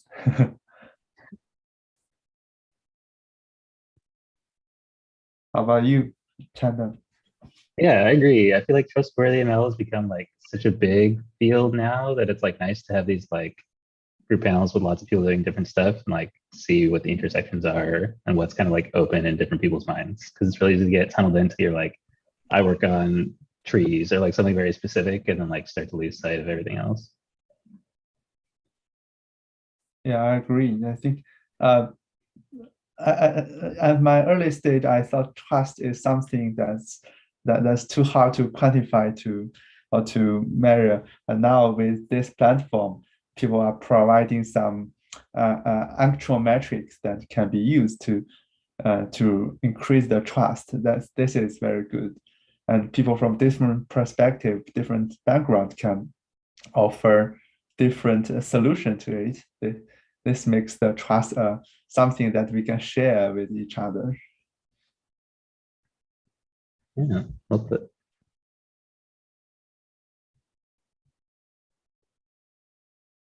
Yeah, I really wanted to do this panel because I feel like I haven't seen a lot of panels around pre-trained models, but there's such a thing now. Last year, just all that research, just a few, this area really exploded in the last year, and sometimes I feel I cannot keep up with the pace in this area.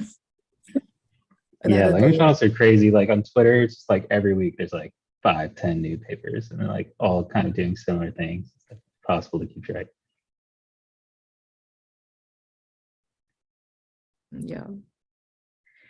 How Han, do you want to test your audio, video? Also, Shubho is it? Oh, Subo as well, yeah.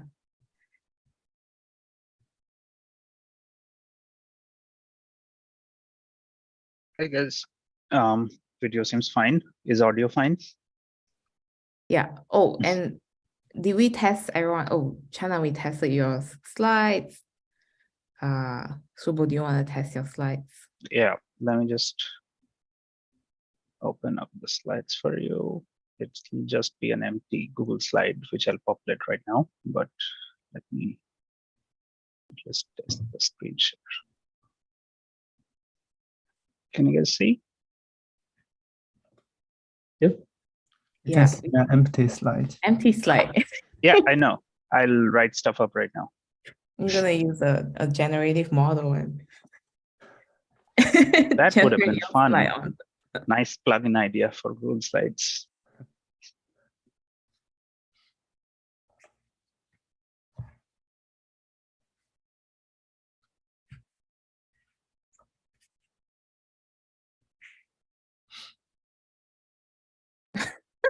That's great.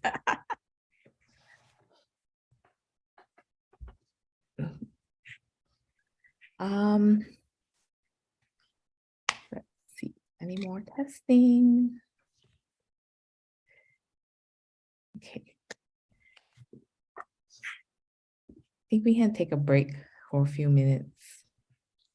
Be right back at 4 minutes from now.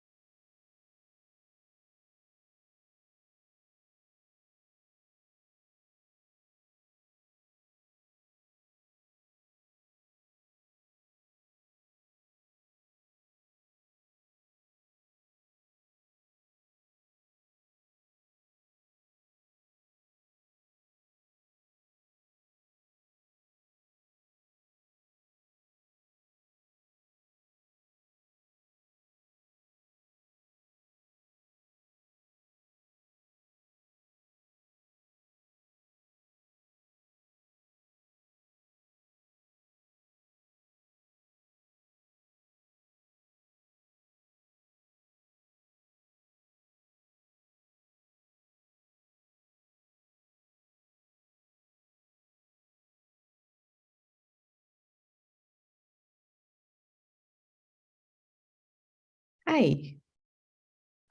We have 1 more minute. Just gonna call Hao Han to the session.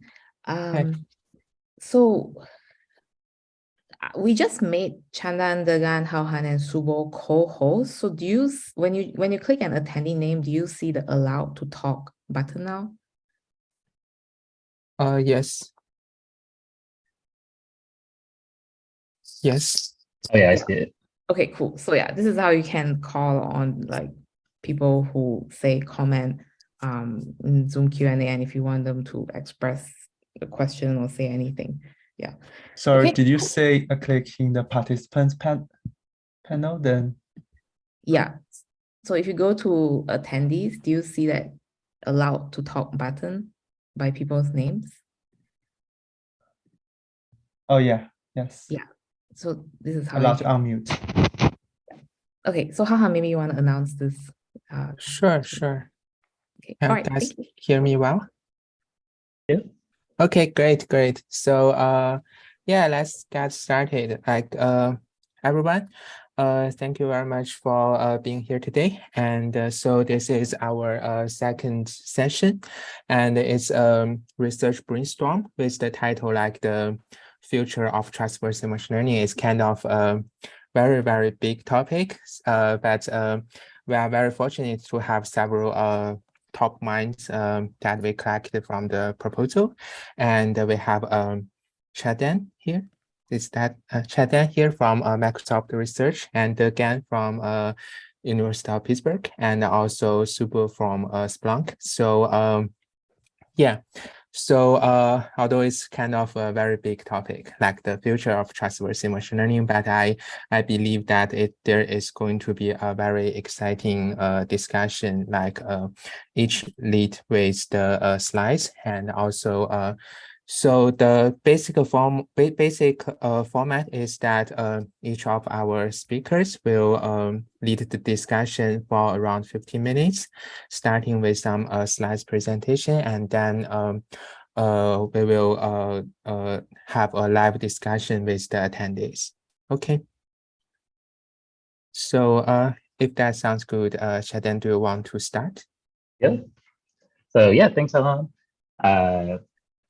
And yeah, anyone feel free to interrupt anytime. This is gonna be a very open discussion. This is just like one slide. So yeah, I'm Chaman. I'm a researcher at Microsoft Research, where I'm really interested in using interpretability, particularly for scientific applications. So working with individual scientists to solve a single problem, and also in medical domains, where we care about making clinical decision rules and scraping kind of large data to get some kind of medical insight. And that's kind of going to guide what I'm going to talk about today, where I'm really excited about this new direction. I think it's only now just becoming possible, and I'm going to call it direct data explanations. And so what I mean by this is really pretty simple and pretty broad. It's just the idea that given a data set, instead of fitting a model, interpreting a single prediction, we're going to try to go directly from data to some kind of explanation. And so an example of this might be, say I give you a data set that looks something like this. There's, each row here is an example. Maybe it's input 3, 1, output 4, input 4, 7, output 11. If I showed you as a human a bunch of these examples, you'd be able to tell me eventually that this is doing addition. And this is a pretty simple task, but this is not so straightforward for a model to do. This is kind of a really huge search space of like possible things that this could be doing. Maybe I didn't give you numbers. Maybe I gave you natural language strings. Maybe I gave you proteins and your task was to fold them. Can we come up with algorithms, meta algorithms, or models that can do this process of just given data, directly infer some kind of underlying explanation for them? Maybe to be more specific, can we elicit a natural language string explanation directly from data? And I think this is pretty cool. There's like a ton of ways you can do this, and there's a ton of outputs you can get from this. So it doesn't have to be given inputs and outputs, infer an underlying function. It can be just given data, do some kind of clustering on it, do some kind of underlying pattern matching, and return out some kind of structure. And I think this is really like what I think of as one of the North Stars of interpretability research, where a lot of the things we do are really trying to summarize insight from data. This is like doing it just like straight directly. Like given data, can you tell me exactly what's in the data and kind of why? And why I'm most excited about this is kind of for the process of scientific discovery, where given new data, can we understand something that a human didn't know in that data? And so I think the most prominent examples are if we look at cases like protein folding, where models can do things that we can't do right now. Can we learn some algorithm or devise methods such that we can extract out from those models information that we can still understand? And a lot of the time, this is notoriously difficult in things like protein folding, where our inputs aren't that interpretable. We really need a language that allows us to communicate with the model. And I think natural language is kind of rising as, as what's going to take that spot. And we've seen language models, be really good at describing things in natural language. Now, a lot of the work, I think, to be done here is like, how can we map that natural language to internal concepts in a neural network? How can we map that, for the protein folding example, to how we're actually going to like fold a protein or a class of proteins and relate that to different structures we care about? And if this works, it would be kind of magic. It's just given data about proteins or given data about kind of whatever scientific domain you have streaming in, can you get some insight out of it? In the medical domain, it might be something like looking at a bunch of EHR reports or clinical trial data and getting out what kind of treatment best affects a certain patient population. And so I think this is really exciting in that, take it to its full generality, it can do everything. Obviously, there's a lot of limitations on it. It doesn't, adjust for confounding well and things like that. But I think those are all kind of interesting areas to work on. Beyond scientific discovery, I think there's a lot of kind of stepping stones of how this kind of general framework or problem statement can be made useful in the short term, where you can imagine a lot of the things we heard in the panel today. If you have really messy data, you can kind of audit your data set, look for patterns that are occurring in that data set, look for spurious correlations that a model might latch onto, or even just like clean up noisy data. Like a lot of like the standard day-to-day machine learning things have to do with just look at your data and understand some structures from it, some things that might be wrong from it. And then finally, you can kind of like, if you can do this well, you might be able to better guide language models or adapt models to new data by seeing, how does the data shift over time? Can I extract that out in natural language and then alter my model so that I can adjust and adapt to it? So it's a high level pitch. Anyone's got any questions? Yeah. I think Shavi has a question. I don't know if you can speak. Do I have to click something? Yeah, I can speak because Okay, I'm great. a panelist. Awesome. Thanks for the introduction to this topic. It's an interesting area. So I just want to clarify, like, so you're proposing that for this entire data set, there'll be one natural language explanation, right? That's right. Okay, and then you'll somehow, because this one, the model that is trained on input output does not have the vocabulary for addition. So you'll have another side natural language model that can emit out addition in some way, or you like jointly train something that can give addition as an output. That's right. So I guess I haven't talked about any methods yet. Like the problem statement is basically you're given a data set and you're going to output a text string. Mm-hmm. I think, yeah, the way you're suggesting it makes a lot of sense, where you already have a model that can take your inputs and give you your outputs.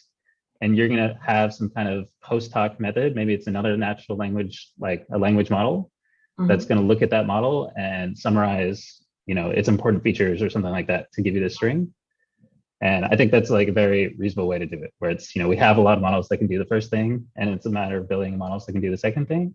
But I can also imagine a like broader approach where you have, a model that takes an entire data set as input, or an algorithm that does some kind of data filtering on a data set and then feeds that into a second model. So I think there's different ways to approach it that maybe aren't that, where it's you don't leverage having the first supervised classifier, you just have this kind of second larger model. So my question is that, like, now aren't you mixing two things? Because if your language model is also spurious, not so good, and so on, then like your explanation, basically, it may not match with what the original model is doing, or it might also like have spurious correlations and so on. Yeah, this is a really good question. And I think the way I'm phrasing this, I am basically thinking like that the first model either doesn't exist or like doesn't matter. Like really what we want at the end of the day is this explanation. So in a scientific discovery task, like we're not trying to build a model that can predict the output from the input. We're trying to get an explanation of the data. And that's like, our scientific understanding. So we want to understand, does this treatment correlate with this disease? Or what is the underlying factor in this cosmological data or neuroscience data? And so we're kind of going to throw the first model away at the end of the day. But I think you're totally right. If you have a model that takes these inputs and makes predictions, then like, post hoc explaining it with this natural language string is a very dangerous thing to do. It might not represent what the model's doing at all. It might pick up something else from what the model's doing. And so this is really a way to interpret the data and not the model. Yeah, I wonder how that will pan out when you do scientific discovery, because the vocabulary might be really complicated. Like it might be simple even for humans to explain that discovery. Yeah, I completely agree. So this is like a very open problem. Like I think there's some results where you can do this in toy settings. So like, synthetic math tests or simple natural language tests, where you can show that, basically a human could do this and a language model can recover this.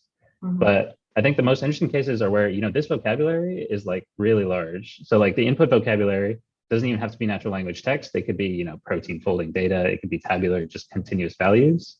And so that space, I think, needs some kind of like specific engineering of how can we understand that data.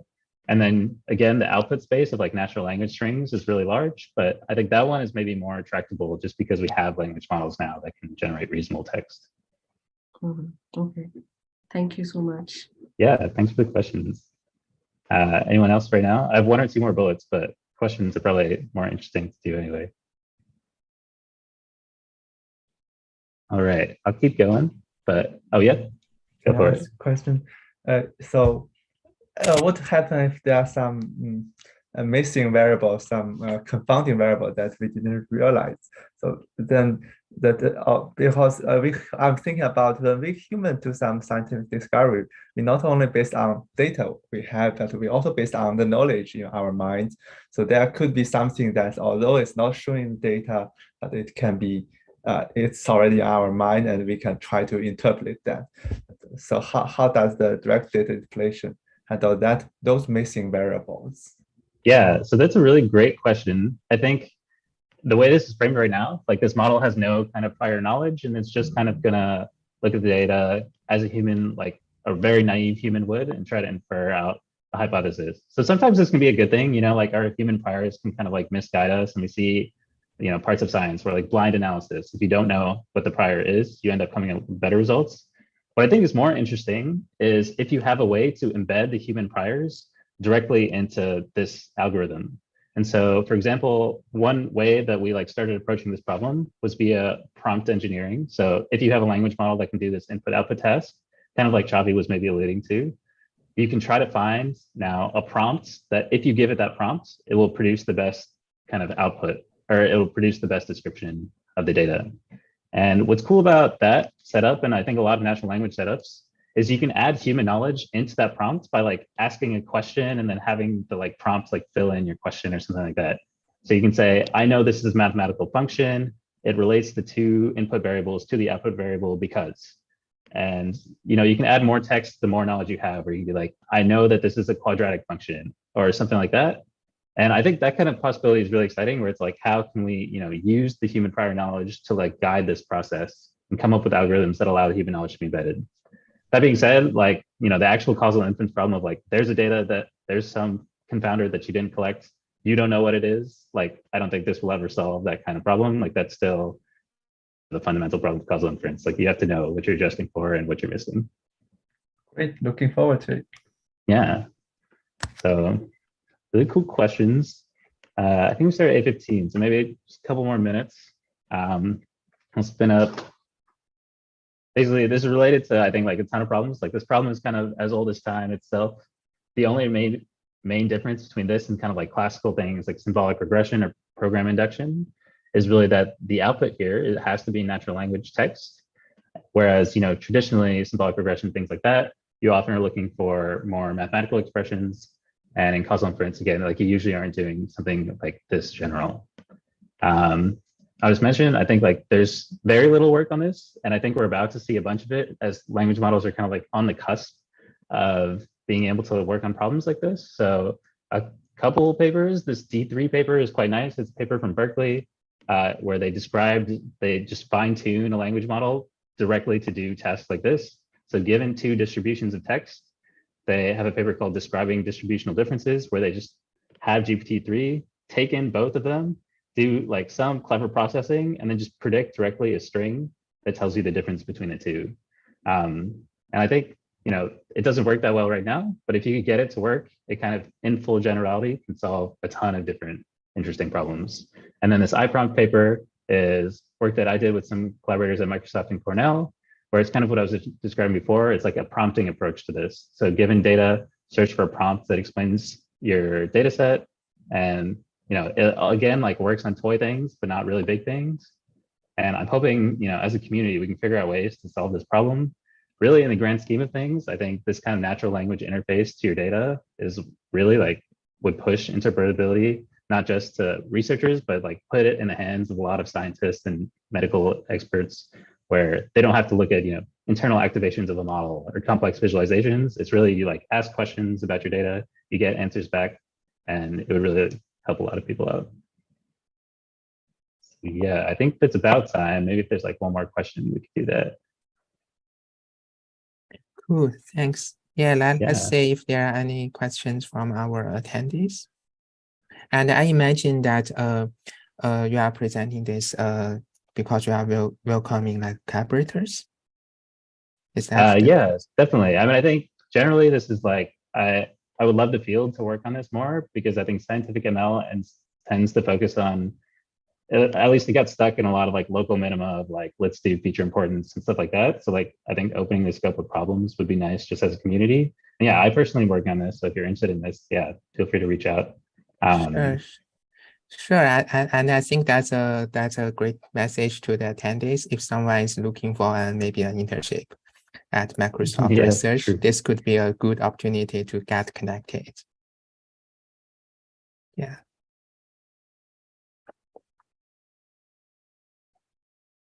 Cool. Is this idea mostly for natural language data at this moment? So I think the output is in natural language. So at some point, a model has to be able to process language, but the input I think can be quite general. So, these two works I've listed, the inputs are in natural language, but they actually aren't really specific to natural language. Like sometimes they rephrase tabular problems. Like even I think this math problem is basically a tabular problem as natural language. And so that's kind of a hack to get it to work with the current generation of language models. But really, I think the exciting parts of it aren't working with natural language, but working with real world data. And so you could integrate a lot of modalities here and still hope to get a natural language explanation out. Let's see. Cool. Yeah. Okay. Maybe our audience are still constructing the questions. So how about let's move on to the GAN first, and we will have a collective discussion after the three presentations. Okay. Let me share my screen. You see my slides? Yeah, sure. Okay. Good morning, everyone. My name is Degan Hao. I'm a PhD candidate from University of Pittsburgh, working on reliable AI for medical images. Today, it's my great pleasure to share with you the concurrent security issues in trustworthy AI. I will divide this discussion into two parts. In the first part, I will highlight some examples of adversarial attacks, then ask your input. And in the second part, let's discuss together the types of defending techniques. The previous study shows that deep learning model exploit vulnerability to adversarial attacks, where small, particularly in this top figure of converting from panda to gibbon, we can see a small intentional perturbation can lead to unexpected predictions. And the adversarial attacks can have very important socioeconomic impact. It may lead to induce fraudulent insurance claims or even biased clinical trial outcomes. It's imposing real threat to a reliable or trustworthy machine learning model. In the top figure, as I have shown, and instead of some small adversarial perturbation, a panda can be classification can be misclassified as a gibbon, although we visually cannot detect any differences. And this is the early year adversarial attacks, but nowadays more adversarial attacks are emerging that can not only happen by any small noises, it can also be something with physical meaning. Take the figure in the middle, for example, this man, when he wear glasses, this glass is specially treated, then the face recognition system will misclassify him as a girl called Ariel. And this really poses some identity threat to our daily life. Suppose if a terrorist go to the flight and wear glasses that can be recognized as a passenger and get on the flight, this will be a nightmare. And in another example, by changing the background color, the original figure suit is regarded as a racket.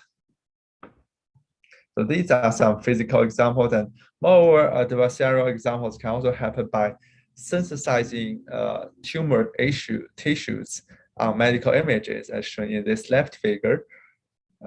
Although there are significant difference between the real and synthetic data, as we can see by the arrow here, but it is even very difficult for radiologists to tell the real mammogram from the fake one, and let alone our normal people without medical knowledge. So there are more examples for sure. And I was wondering if anyone else can share any adversarial attacks or vulnerable scenarios you can think of.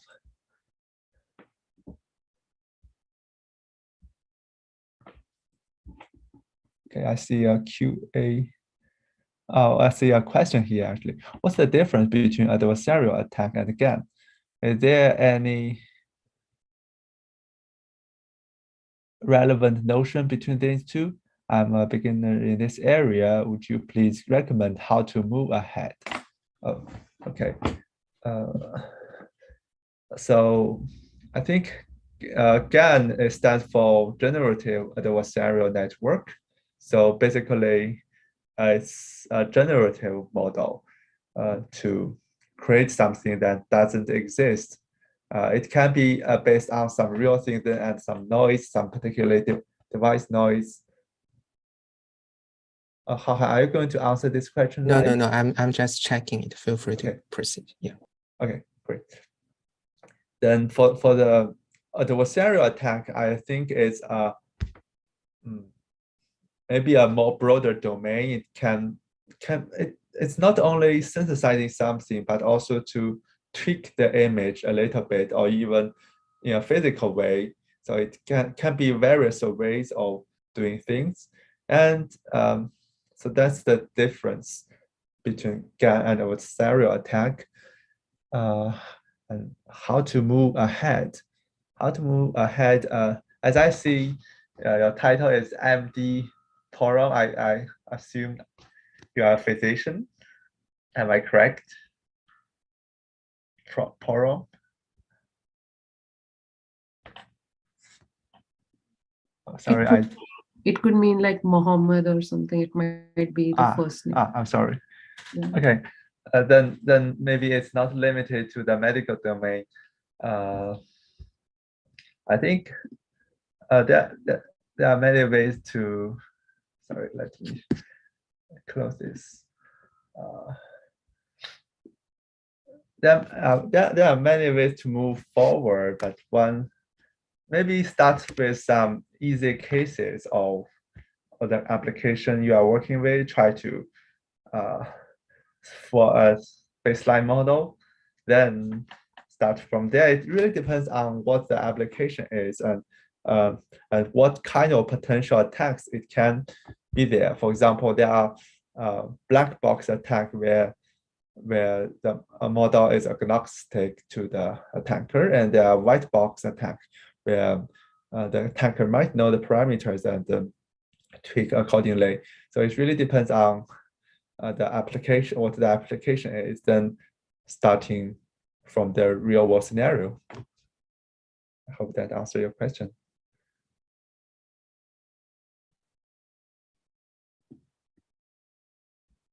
Is there any other question or any suggestion of real world and adversarial attacks that you can think of?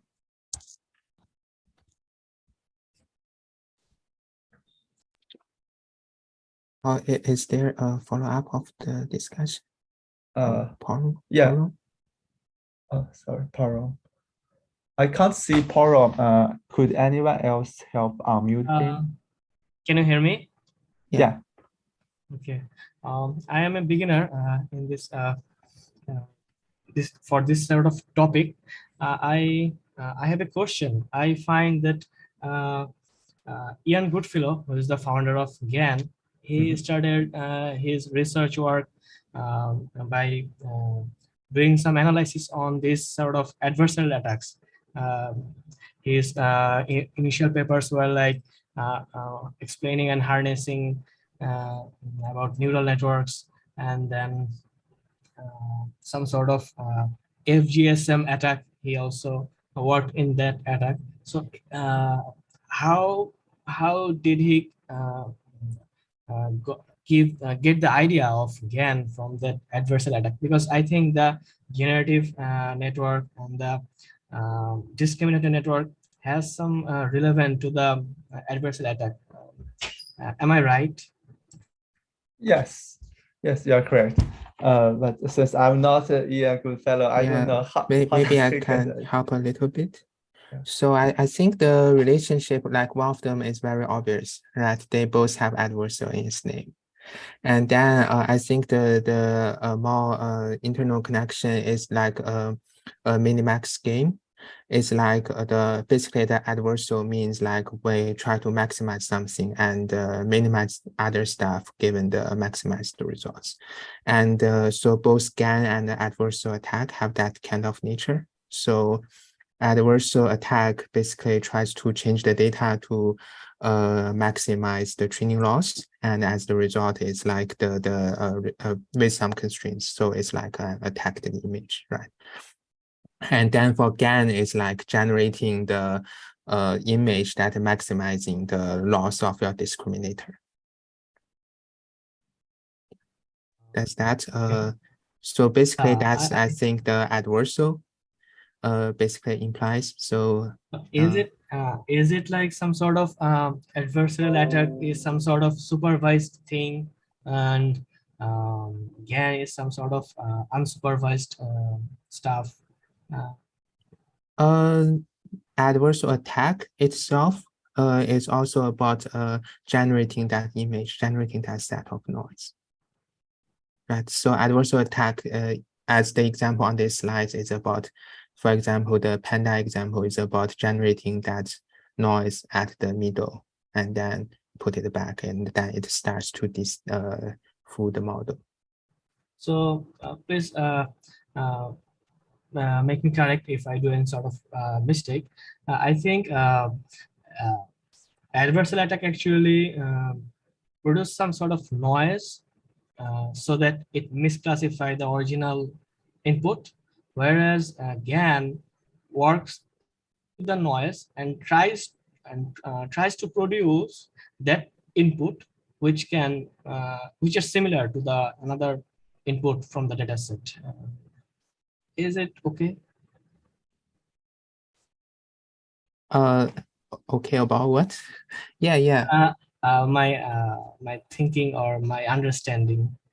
Yeah, but noise is also GAN. When we talk about GAN, the noise usually at the embedding layer, right? So, but the adversarial attack, the noise is at the input layer, so it essentially plays the role of a data. That's that. Thank you. Okay, Thank you. we have several follow-up questions on this. Thank you very much. No problem. So, Okay. maybe we can go like following the order. So Mata can wait a bit. We have a question at the chat. Like, can we also consider manipulating a sales prediction model also as an adversarial attack? Again, do you want to take it? Yeah. Just trying to think. I guess consider manipulating a sales prediction model. High prediction also as I'm not quite understand the question to say give a very high prediction. So does that mean how to change the sales prediction result by adding? Yeah, I think maybe. So that means some input variables can be that's actually something that I can talk later, but I can show you some example that come to my mind is that, for example, the house sales or the realty sales. There are many input factors, but some of them may not be the real factor that's influencing the housing market, but they can be. But we can, from the previous data, we might see, for example, in the when the Federal Reserve, when they lower the interest rate, so that there might be some increase or decrease of the housing market, but or the sales prediction. But is that a real factor that leading to the more buying or selling of the houses? Probably not. Probably a more direct reason is the demand of people. If suppose there are already enough houses on the market, even though the Federal Reserve lower or change the interest rate, there wouldn't be anything change to the prediction. So that actually leads to one of the defense techniques I can demonstrate here is learning the robust features to a prediction. So what's the real cause of think about when a human, when we predict something, what do we rely on? We rely on the true features or the robust features from our perspective. Think about this cow in the ocean, for example. Many image classifier would misclassify this as something else. Why? Because in most of our experience, we feed cows with grassland in the training examples. But in this case, it shows cow in the ocean. And actually, it turns out many existing classification models, they rely on spurious correlations.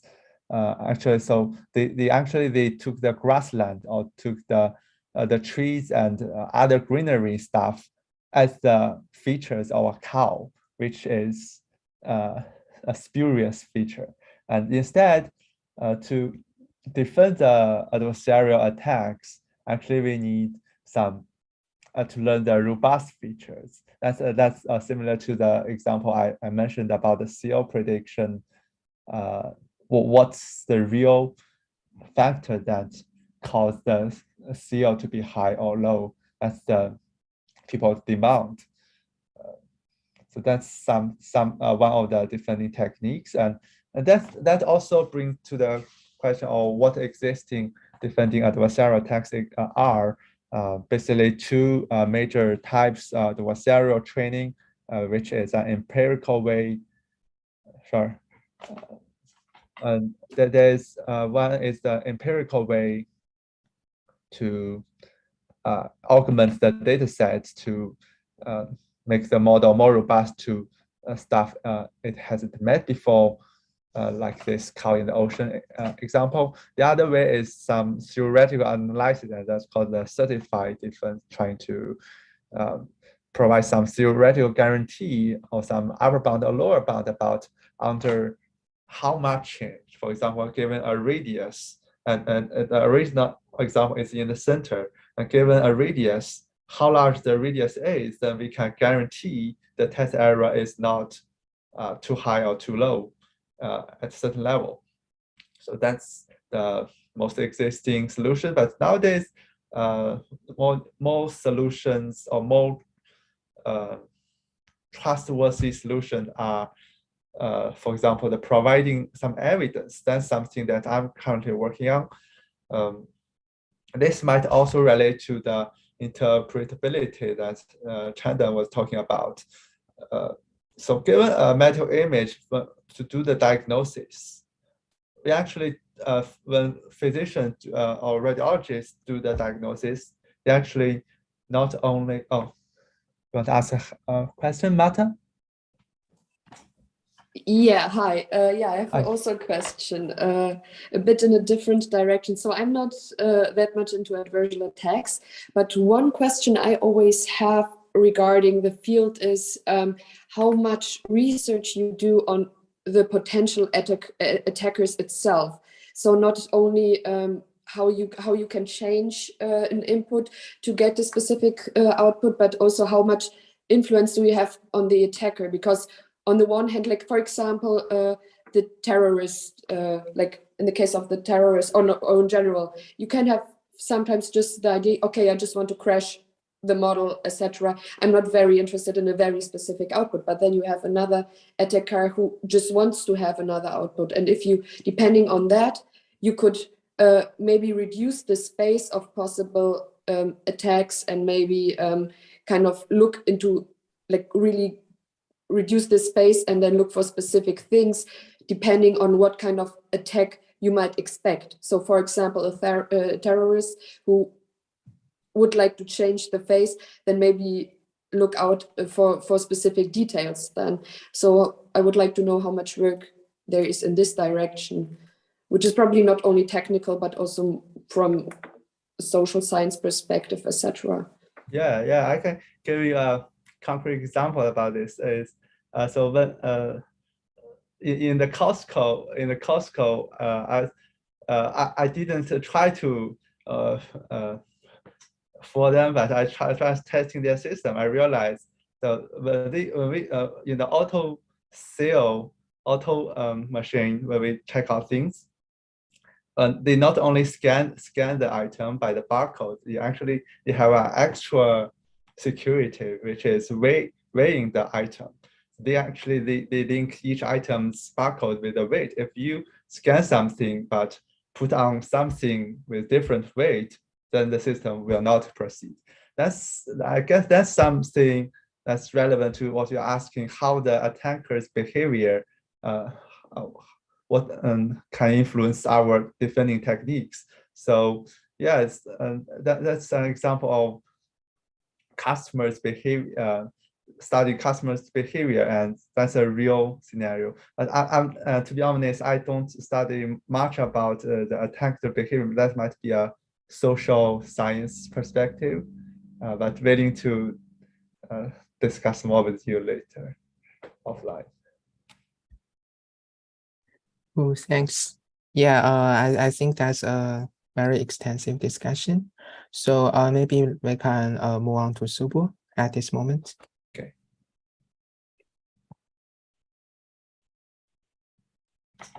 Stop sharing. Yeah, thanks, Avan, and I'm glad to present here. So let me share my screen.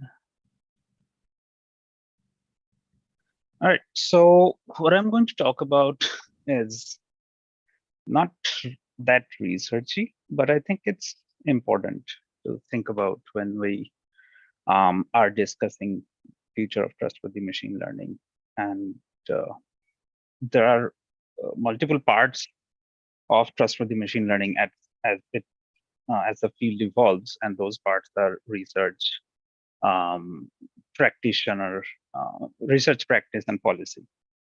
And what we need to think about is how to bring those three together, and also to really enable practitioners to actually do something with the voluminous research that's coming out in this field, right? So trustworthy machine learning, basically, as a field, it started, I don't know, 5 years ago, at max 10 years ago, if you consider differential privacy. It started off solely as an academic pursuit, but people soon figured out that there are major practical implications of these methods. And actually, what we should think about is not actually trustworthy machine learning, but to make all machine learning systems trustworthy. So it's a prevalent notion that every machine learning project should care about. And when it comes to industry machine learning projects, the importance is even more, in the sense that these large-scale systems are affecting real people in the real world. They have real consequences. So we should make sure that all of them are trustworthy in the aspects that they should be trustworthy in. But that's a real gap in the field. that gap is being addressed, is starting to be addressed in the last 1 or 2 years, I'd say, in terms of like research methods making their way to industry through things like AI Fairness 360, through the efforts of different startups that are in this field, right? But there's really how things stand right now is like a loose collection of tools and frameworks and principles and best practices which are not vetted in real systems. And the point that they are vetted in real systems, we don't know because they are behind the proprietary walls of corporate companies. So we need a culture of public discourse in trustworthy machine learning that's really focused in the practitioner circle, like the data scientists and machine learning engineers. And what I wanted to talk about is how do we even think about that? How do we even begin that conversation? And so the good news is that we don't really need to reinvent the wheel while starting that conversation. Coming from a statistics background, I have found that in the machine learning circle, there is this tendency of not looking into other fields and kind of be in your own happy loop to do just give names to things that have already been explored. And I honestly don't want that to happen in trustworthy machine learning. And the reason I'm being this candid is that I myself moved into, so background-wise, my background was in starting trustworthy machine learning practice in a corporate company. After that, when I moved companies, I moved to a security machine learning team. And while being part of that team, I realized that there are a lot of technical best practices in cybersecurity that can help in managing these new types of risks. So cybersecurity is mostly about managing risks and vulnerabilities of software systems, right? But when we think about deployed machine learning systems, they are at the very core, they are also software systems, but the vulnerabilities they have are not always only security vulnerabilities. They also have these types of unintentional failure modes, right? For example, along fairness directions, for example, along the directions of explanation fidelity, for example, in the direction of privacy, right? So these are new types of risk. And even though the current risk management practices from cybersecurity do not carry over directly, they can be adopted. And so what I've been working on myself, trying to get things going in terms of these things, bias buccaneers, AI vulnerability database, is how to adopt these best practices. And so I just thought that this might be a nice forum to discuss those things. And I'll finish with what these, like a small description of what these things are and open things up for discussion is, firstly, we need an operational taxonomy for all of responsible ML. So to categorize responsible ML, trustworthy ML risks, these types of failure modes, that what types of failures are these fairness related failures? Are these group fairness, individual fairness, subgroup fairness related failures, to really categorize and codify these risks. And this taxonomy has to be open source, widely adopted. There is something similar in cybersecurity called MITRE ATT&CK. You can look it up offline. Something that came up very recently in adversarial robustness that people who, the subset of you who work in adversarial robustness will know is MITRE ATLAS. That does exactly the same thing for adversarial robustness. So why not for all of trustworthy machine learning? Secondly, a database of failure modes. Again, in cybersecurity, there is something called CVE, common vulnerabilities, that is maintained by NIST, one of the central governing bodies in this area, governing and I would say best practice suggestive bodies who are also coming up with AI risk management practices. They maintain this database of failure modes for software systems. So we should have something like that that covers that responsible ML taxonomy and focuses on failure modes, intentional exploits and attacks, and also unintentional, like fairness related failures or explanation fidelity related failures for ML systems. And finally, we need mechanisms to adopt and populate this taxonomy and database. One of them is bug bounties, again, something from cybersecurity, really paying people or incentivizing otherwise to find out vulnerabilities in commonly used machine learning systems. For example, think about a very common use case that you might encounter if you're working in NLP. You go to Hugging Face, download BERT-based uncased, fine-tune it for your own purpose, right? That's like one of the most common use cases nowadays.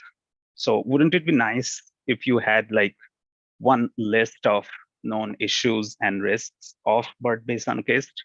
If you go to the model card of BERT-based uncased, you'll see that there is like one example of how gender-related bias can occur. Wouldn't it be nice if that example can be quantified reproducibly through code, saying that, okay, this is the value of this metric, this bias metric for this model, and this is one of the numerous issues about this model that you should be wary of if you want to work on, if you want to build on top of this model. So these are some of the things that we should be, in my opinion, working towards as a community to really make sure that the research that is happening in this area, the voluminous research by very smart people that's happening in this area, actually benefits the practitioners, the data scientists and machine learning engineers that are implementing machine learning systems, which affect our daily life. So with that, I'll finish up my discourse. You can go to these links to figure out what I've been doing on this field, and also, yeah, happy to discuss in this forum and outside. Thanks. Yes, thanks. I think we have one hand raised up. Hi. Yes, hi, Chavi. Thanks for the introduction, Subho. So I wanted to discuss, like, do you mostly envision this to be a community-driven effort, like open source community-driven effort? Mm-hmm. Yeah, so there are two parts of it, right? I think we need to have some amount of community knowledge and effort, in the sense that if there is something common, some common framework and database of failure mode wise, we have one common thing to work from. That I think puts everybody on the same page. And of course, if you are part of a company, it makes sense for some proprietary information to be behind, to be only restricted for company people, right? So if we as a community have this set of common resources, what can happen and what has happened in the cybersecurity world is that companies have adopted those resources and built on top of it. For example, if you work in a company, you can just imagine building a database of failure modes specific to the machine learning models that are operational in your company, or relevant to the machine learning models that are operational to your company. So that's what I see in the ideal world going to the future, is that we'll have some common language and common resources to take off from, and then people will adopt and build on top of it to suit their needs. That makes sense. And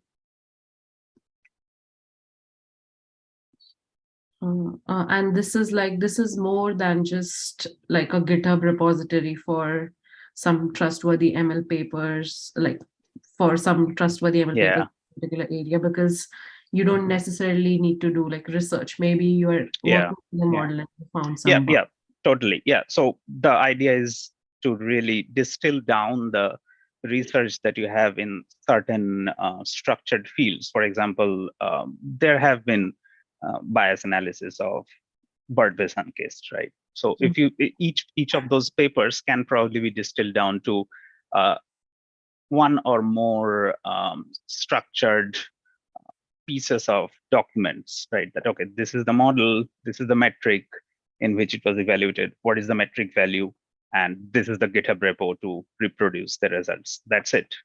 And if you just include hooks from, for example, the Hugging Face page for bird-based Sunkist, their model card, then anybody who wants to work on that model can check out that. And given their interest level, they can dive as deep as they want into the code. Not always the code will be available, or that granularity of information might vary based on different sets of evaluations, but at least you have some information in one place, right? Mm-hmm. That makes sense. Thank you. Cool. And we have a question from attendees. Hi, can you hear me? Yeah. Great. Hi, my name is Deepa. I just was looking at your biasbounty.ai. Interesting work. I'm a PhD candidate, and the area that I'm working on is specifically on the transparency, as in trying to find a way to operationalize this, and primarily with the intent of trying to expose or understand the bias that we see better. So how exactly do you view transparency as one of the pillars, or with respect to trustworthy in relationship to bias? Transparency, of course, is very valuable for accuracy. Transparency is obviously very valuable in this context of security and privacy. But I'm, since we discussed model cards, which definitely aim to improve transparency, but I'm trying to do exactly what you talked about, is actually get a number, right? Like, how what resonated with me is when you said, wouldn't it be great to actually have a number and say, this is the exact problem that we have in the model, and this is the level of bias, right? That's exactly my area of research. But I have narrowed it further down to transparency. So that's a great question, Deepa, and that's, I think, the bigger picture I'm seeing is that all of these things have to kind of plug into the internal machine learning pipelines of a company. And so among recent work in the field, maybe you are already aware of it, but something that really resonated to me is the work on DAG cards, so directed acyclic graph cards.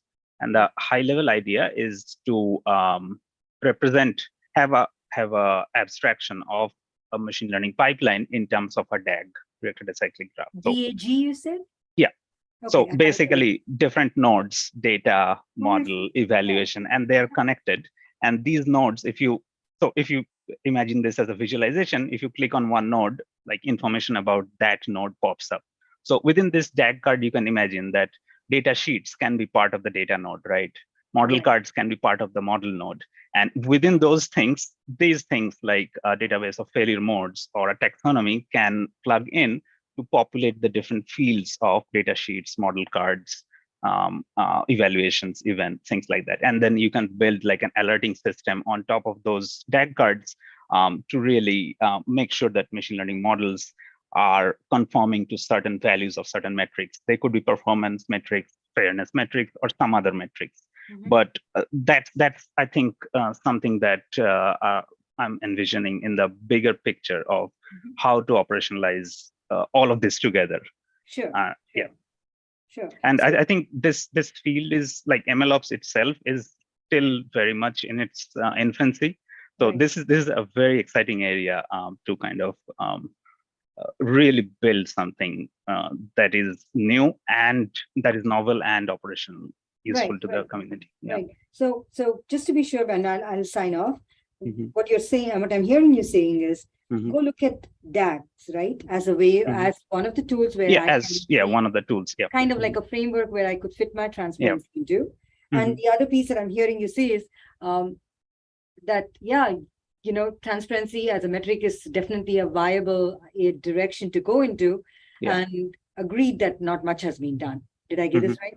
Yeah, totally. And I think one thing I would also suggest as you explore further in this direction is to really give some thought to practitioner enablement, in the sense that these things, whatever we're thinking, these should make like 3 to 5 years from now, these should make the jobs of data scientists or machine learning engineers easier, not harder.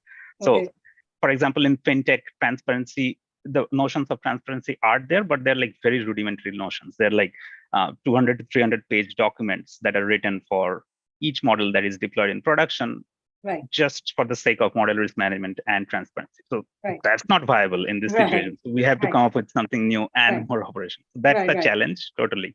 Right, And, yeah. right. And I really don't want to take up more of your time. I really appreciate No, this that's kind of fine. vote of confidence, but that's exactly it, right? When I was talking to my advisor, I said, last thing I want is to create another document, not to poo-poo the nutritional labels for model cards or the data sets, but they're documents end of the day. And they don't, what I want to be able to contribute to the community is more by way of some sort of a, a model, a statistical model or a software, which may be, like you said, hopefully more valuable to the practitioners. So thank you for your time. Yeah, thank you. Cool. Thank you for the very detailed discussion. So according to our agenda, let's circle back to all of our three great speakers. And so if there are any questions that that the audience want to raise to any of the previous speakers, it's probably the time to do so. And in general, I think let's give it a little bit time for the audience to type the questions maybe. So in general, I was thinking like these are three very exciting directions, and maybe one thing is like can we use Chetan's idea about automatically learning generating the rules from the data over the resources collected by Subo. I think that's like an exciting connection. Like when we have those huge resources of previous issues of machine learning, errors of machine learning, can we do it in an automatic manner? Yeah. So maybe is that something like Chetan you want to weigh in? Yeah. I mean, I think something like that would be awesome if you could automate, like a lot of documentation and things like that get lost just because like people don't have the time to do them or are a little lazy. It'd be like amazing if you do it, but I think there's a worry too where if you do it and it's wrong, it's like way worse than it not being there at all. And I think these kinds of like text generations from data have that tendency where it's like, a lot of times they find something really cool, but there probably needs to be like some human vetting at the end of the day. And I think for stuff that's like kind of like critical, like, security or just even data set like documentation, it would be, I think we're like a long way away from having it work well enough to do something like that.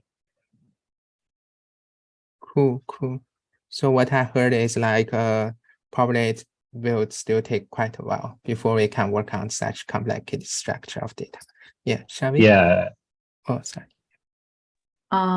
I have another question for Chandan, but if you want to add something to the previous discussion, you could go ahead. Yeah, go ahead. Thanks. Yeah, go ahead. Okay, so I wanted to ask like something that I'm not clear about in your slide was like, how do you make sure that whatever comes out as an explanation is actually discovered by the model and not generated by some random thought generated by the language model? Like, is there work on that? Yeah, so there's lots of interesting ways to do it. I think in general, you can't kind of like solve this problem. But if you have a specific method for doing it, like if you're using prompting, for example, you generate maybe a textual explanation as a prompt, and you can evaluate that prompt's accuracy when used with different language models on a data set. Or if you have, a second model, you can use kind of like a verifier, like does this text accurately segregate different parts of the data or something like that. So I think you're right. There is like no direct connection, but I think individual methods have proxies for how well you can measure this like match once you have text. Yeah, that makes sense. Like, so use like surrogate methods to sort of do that. Okay. Yeah, exactly.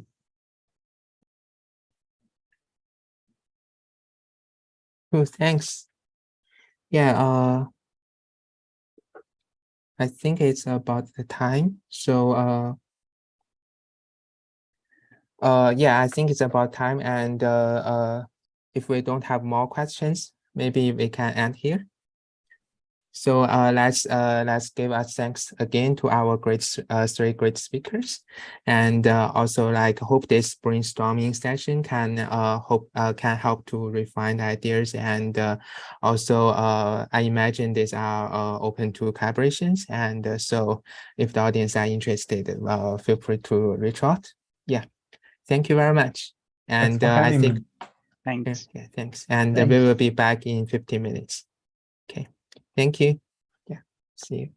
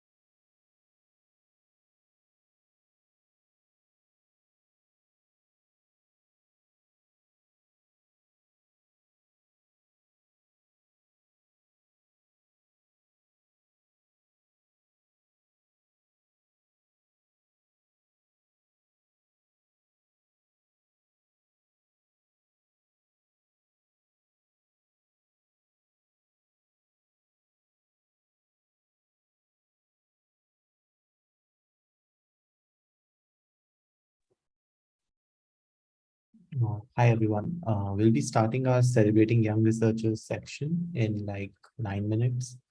So until then, Shavi, can you quickly check if you can share your screen and everything is fine? Okay. Okay.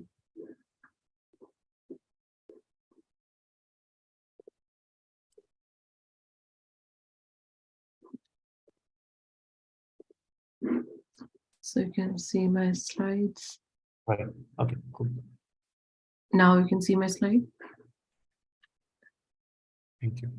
Chirag? Yes, I can see your screen. Okay.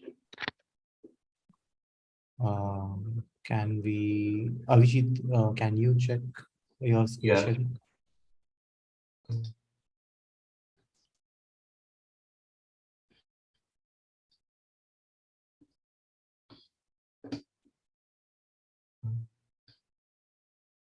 Sorry, 1 second. Window went.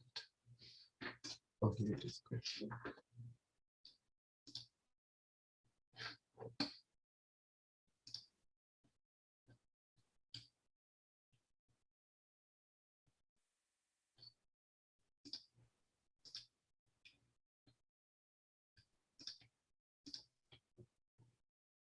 Yeah, can everyone see this? Yes. Okay, Thank cool. you. Harsh, can you check next?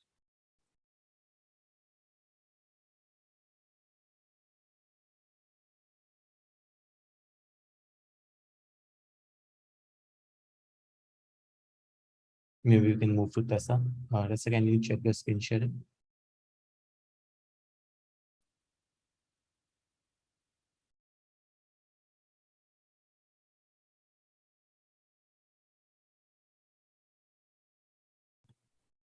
Is the screen sharing working as it should for everyone? Yes, Tessa, thanks. Okay, thank you.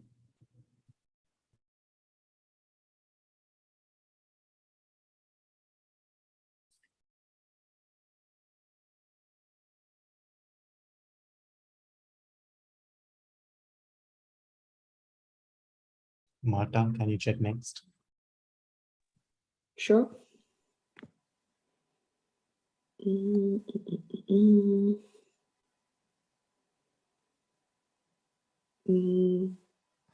this is. Wait. Yeah, I just would like to see if I can turn it off as a presentation. Does anyone know how to do that? We are not looking at your presentation view. Oh, you're not seeing it? It's not on presentation. Okay, this is not good. I mean, it was open for me, but it's completely... Wait a second, I will quickly do a PDF out of it. Sure. Because I can see it here that it's open, but it looks... the format looks not good.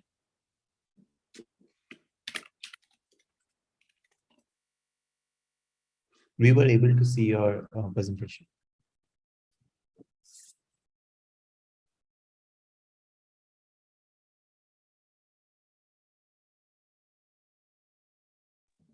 Are the others showing it with a PDF, or are you doing it with PowerPoint?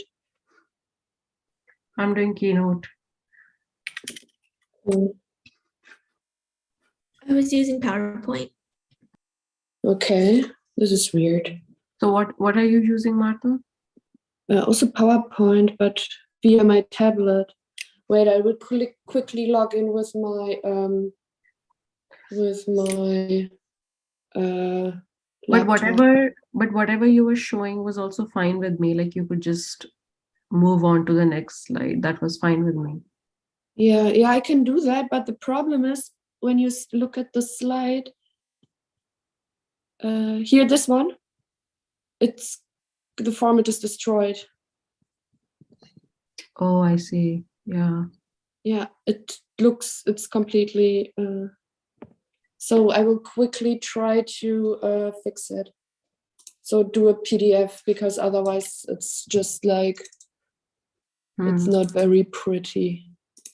Yeah, don't worry, you are second last in the presentation, so you have enough. Let's see.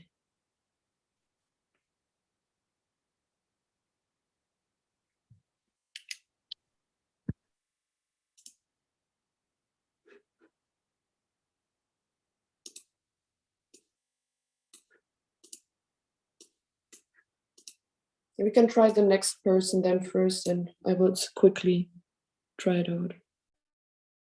Sure. Harsh, can you check next?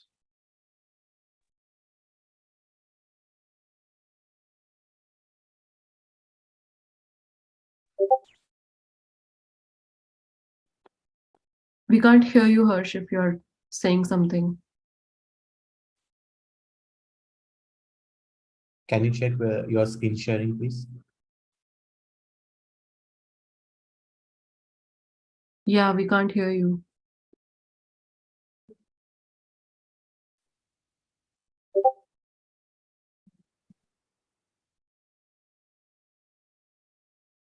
We can see your screen. Yep. But we are not able to hear you.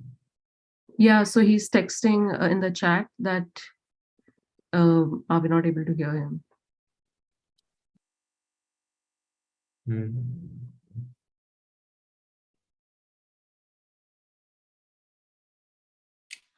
Okay, I have it as a PDF, even if it doesn't look perfect, but I think. Can I share? Yes, go ahead. Let's see. So yeah. Yes, this looks great. It's better. Okay. Subho is here too. Subho, I think we will be starting in 2 minutes. So. Sounds good.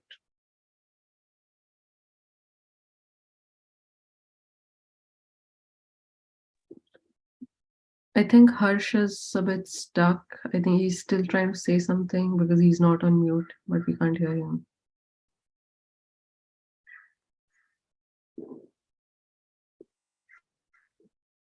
Harsh, can you try to rejoin?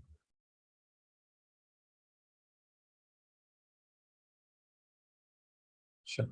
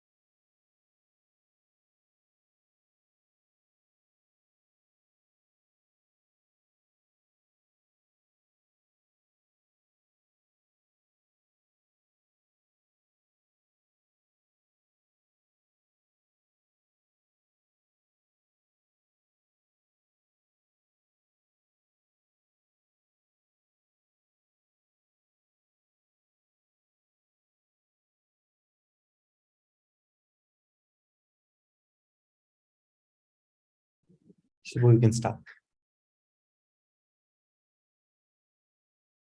All right, thanks, Chirag. And hello, everyone. Once again, welcome back to our symposium that is celebrating our 2-year anniversary. We are going to kick off our lightning talks right now. We have 5 speakers today from universities across US, Europe, and India. We're really glad to have all of our speakers. Each speaker has 9 minutes to present their talk and 1 minute for question answer session. And hopefully we'll also have some extra time at the end of this session for more Q&A. So without further ado, let me hand things off to our first speaker, Tessa Han. Tessa is a third-year PhD student at Harvard University, advised by Professor Hima Lakkaraju. her research interests include trustworthy machine learning and aspects of trustworthy machine learning, such as interpretable and robust machine learning and their application to medicine. You can find out more about her work in her Google Scholar profile that you can find out in her profile card in our Twitter sharing. So Tessa, over to you. Please feel free to share your slides and start your talk. Well, thank you so much for the introduction, Supo, and hello, everyone. So today I'll be giving a talk on explainable machine learning titled, "Which Explanation Should I Choose? A Function Approximation Perspective to Characterizing Post Hoc Explanations." So nowadays, machine learning models are becoming more and more complex, and there have been growing efforts to try to understand how these models arrive at their predictions. And this has led to the development of post hoc explanation methods. These methods try to explain for a given model prediction how the prediction came about by determining the different input features that contributed to the prediction. So there are various post hoc explanation methods out there, and listed on the slide are a few examples. Currently, one problem in the field of post hoc explainability is that different methods have different motivating objectives. So for example, LIME is motivated by local function approximation. SHAP, another family of methods, is motivated by notions in game theory, namely Shapley values. And gradient-based methods are motivated by the objective of obtaining clean visualizations, particularly when it comes to explaining the prediction for image inputs. So why is this a problem? What issues does this fragmentation of goals lead to? Well, from a conceptual standpoint, different methods having different motivating objectives leads to an incoherent conceptual view of explanations. What is an explanation? By LIME, local function approximations are explanations. By SHAP, Shapley values are explanations. By gradients, gradients or modified versions of gradients are explanations. So it's not only conceptually unclear what exactly is an explanation, but the lack of a common mathematical language and structure prevents us from studying these methods and their behaviors and properties in a systematic way. From a practical standpoint, the fragmentation of goals also leads to the disagreement problem, which is the phenomenon that for a single model prediction, different methods will generate different explanations, and sometimes contradictory explanations. Prior work from our group has looked into the disagreement problem, and we found that in practice, it occurs quite often that different methods generate disagreeing explanations. And furthermore, practitioners don't have a principled way to resolve the disagreement problem. When they encounter disagreeing explanations, they tend to resort to ad hoc methods, such as selecting an explanation based on personal preference. And when model predictions are used in high-stakes decision-making, that can lead to serious consequences. So currently, the fact that different methods have different motivating objectives really prevents progress in the field, both preventing us from understanding how explanation methods work and preventing us from using them properly in practice. So to address these issues, we formalized the local function approximation framework, and we show that this framework unifies diverse existing explanation methods. By bringing these diverse methods into a common framework, we can now study them systematically, and we do so through the no free lunch theorem, which shows that no single method can perform best in every situation. And as a result, this calls for really needing to choose among methods. And to choose among methods, we present a guiding principle based on function approximation, and we make recommendations based on this guiding principle. We also empirically validate our theoretical results. So what is the local function approximation framework, or LFA framework for short? Under this framework, explanations are local function approximations. So specifically, to explain the prediction of a black box model for a particular input, we can create a local neighborhood around this input and use an interpretable model to approximate the black box model over this neighborhood based on some loss function. So the explanations would be the coefficients of this interpretable model. And importantly, under this framework, an explanation method has three key components. One, the interpretable model that's used to approximate the black box model. Two, the local neighborhood over which this approximation holds. and 3, the loss function that teaches the interpretable model how to approximate the black box model. So we then show that existing methods are instances of the LFA framework, even methods that seemingly don't relate to function approximation. Specifically, we show that 8 popular existing methods are all performing linear local function approximation, but they do so over different local neighborhoods and using different loss functions. So for all of these methods, the interpretable model class is a linear model, but the local neighborhood over which the approximation holds is different, and the noise is characterized by different distributions and is combined with the input additively or multiplicatively. And these methods are also using different loss functions such as squared error loss or gradient matching loss. So by bringing these methods into a common framework, we can then study the properties of these methods in a systematic way. And one way that we do so is through the no free lunch theorem. The idea behind the no free lunch theorem is that a given explanation method uses an interpretable model to approximate a black box model over a particular neighborhood. And so it's always possible to find another neighborhood over which this approximation won't hold. And as a result, that means that no single explanation method can perform well across all neighborhoods. In other words, no single explanation method can faithfully approximate the black box model over all possible local neighborhoods. And this in turn means that in a given situation, we really need to pick which method to use. And so to do that, we propose the guiding principle. The idea behind the guiding principle is that if the interpretable model and the black box model are of the same class, then the interpretable model ought to be able to fully recover the black box model. The intuition behind this is that the goal of the interpretable model is to approximate the black box. And so if possible, it should be able to perfectly approximate, in other words, fully recover the black box model. So then the question of which explanation should I use in a particular situation boils down to which explanation method follows the guiding principle in this situation.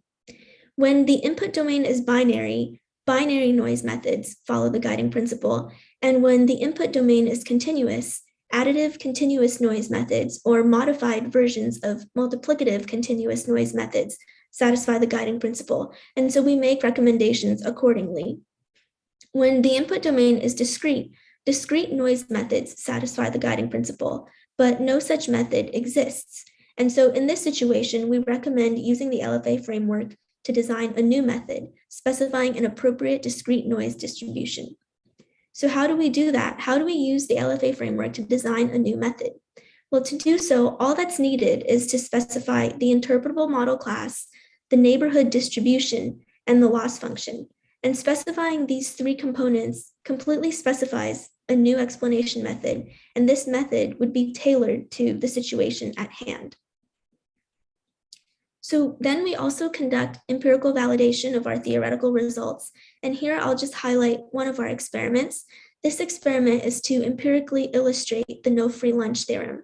And what we did was for different explanation methods, we perturbed the bottom K features, either using binary perturbations shown on the left or using continuous perturbations shown on the right, and then measured the change in the model's prediction before and after these perturbations. So in these plots, the lower the curve, the better a method identifies unimportant features. The lower the curve, the better a method performs. And the takeaway here is that no single method performs best across all neighborhoods, which is exactly what the no free lunch theorem states. And this has important implications not only for the selection of methods, but also for the evaluation of methods, because here, the neighborhood over which a method is evaluated in directly determines the method's performance. So in conclusion, we formalize the low function approximation framework, and we use this framework to unify diverse existing post hoc explanation methods. We also leverage this framework to introduce a no free lunch theorem, which shows that no single method can perform best in every situation, which calls for the need to choose among methods. And to do so, we set forth the guiding principle, which uses a function approximation perspective to decide which method to use in what situation. The LFA framework unifies diverse existing post-hoc explanation methods, and this unification brings about several benefits. First, it enables conceptual coherence, and it points to local function approximation as a common and shared foundational goal for different post-hoc explanation methods out there. It also enables theoretical simplicity. Instead of studying diverse explanation methods individually, we can study them collectively under the LFA framework and then apply the findings to each method, which we know are instances of the LFA framework. And so the no free lunch theorem is an example of that, where we analyzed the LFA framework and applied the findings to individual instances of the LFA framework. The unification that the LFA framework brings about also enables practical clarity. It provides a way to determine in a principled manner which method to use when, and it also guides the development of new methods. As far as future directions, one direction would be to extend these analyses to other explanation methods. We examined 8 popular post-hoc explanation methods, but there are other methods out there that may be instances of the LFA framework. Another important direction is to investigate the interpretability of explanations. The LFA framework focuses on the faithfulness or fidelity of explanations, and in the LFA framework, the interpretability aspect is completely encapsulated in the interpretable model class. But what exactly constitutes an interpretable model, and how do we choose among different potential options out there? Those are all open questions, and they would require not only theoretical and computational analyses, but also user studies and other forms of human-computer interaction research. And so with that, I'll conclude this talk. I'd like to thank Suraj Srinivas and Hima Lukaraju, who are the other team members on this project. Thank you also to everyone for listening, and I'm happy to take any questions. Thanks, Tessa. Maybe I'll ask one question now, and if any, okay, Chavi, go on. Thanks, Tessa, for the talk. It's really good work. I have a question regarding some explanation methods like integrated gradients and so on, which have been shown to not do much. Like with random data also, you see the same interpretations by these methods. Like there was one paper which showed that. So like how do you explain the failure of these methods in this framework? So will you say like they're not in the right neighborhood, but what does neighborhood mean in this case? Because like you only have a single input and then you back propagate the gradients and then you get the maps, right? Yeah, so let me go back to a previous slide. So it's true, like on the surface, integrated gradients and some other gradient-based methods, they don't seem to be performing local function approximation, but what we show is that they are indeed doing that, and the specific neighborhood that they're using for integrated gradients would be the noise is characterized by a uniform distribution, and the noise is multiplicatively combined with the input.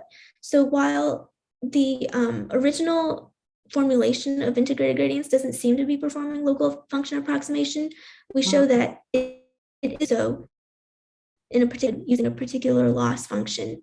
And as far as your earlier question about whether or how it's recovering the underlying model, what we found is that the original version of gradients times input is not performing perfectly faithful function approximation. And in a simple linear case, we can sort of think of it as what it would be recovering are the weights of a linear model times the input. It's recovering it on the scale of weight times input, whereas for perfect function approximation, we would hope that it would be recovering the exact weights of the model. And so if we wanted to make an adjustment for that, we could scale it by the input. Mm-hmm. Okay, so like when these methods like totally collapse, like in the paper that I was talking about, so you would say that the neighborhood, but the neighborhood is implicitly defined. Yeah, so in this situation, the way that the neighborhood was defined, which is using uniform noise and combining this noise multiplicatively with the input, prevents it from performing faithful function approximation. So in the case where the interpretable model is of the same class as the black box, the interpretable model would not be able to recover the black box based on this noise distribution. And so what we would recommend would be to adjust this noise distribution by removing the scale of the multiplicative factor to then enable it to perform faithful function approximation.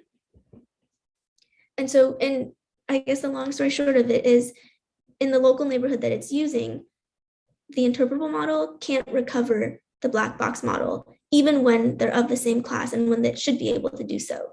And by changing the local neighborhood a little bit, we can get it such that the interpretable model can approximate the black box. But can you find the Chavi, keep it short. Just FYI, we have to move on. So there's another attendee. We can probably ask that question, or we can go to the next talk. Let's go to the next talk. Actually, we can get back to things later. Yeah, I mean, I hope this answered the questions, but if there are more details that would be helpful, feel free to let me know and I'd be happy to take it. It's really a very good question. So thank you so much for asking. All right. Yeah, thank you, Tessa. I hope we'll have time to get back to a general Q&A at the end of the talk, but let's start with the second talk. And Chavi is actually our second speaker. Welcome, Chavi. Let me just introduce you and then you can take over. Chavi is a third-year PhD student at UC San Diego, where she works on various aspects of Trustworthy ML, advised by Professor Kamalika Chaudhary.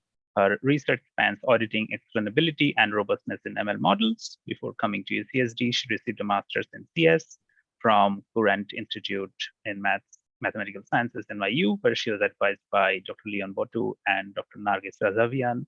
Chavi has worked at IBM Research, Walmart Labs, Udacity, and Mercedes-Benz in the past. You can find more about her in her website, linked in our Twitter post. So Chavi, over to you. Thanks, Subbu. Okay. So everybody can see my slides, I guess. So I'm going to talk about, thank you. So I'm going to talk about certified auditing with using explanations. This is joint work with Mihal at Tel Aviv University and my advisor Kamalika at UCSD. So getting to the topic, we all know that ML is being used in different applications these days, and there are various problems with machine learning today, some of them being a black box, and like a lot of false and unverified claims are being made about machine learning and so on. So to overcome all these, like government especially is trying to make policies, like you can hear about AI policies in the US, Europe, India, and so on. So so policies are basically being made to enhance our trust in these models. And here comes auditing. So what is auditing? Auditing is basically an examination of a process in an industry or of an algorithm, of a model, and so on. So you might have heard of like tax audits or restaurant audits and so on.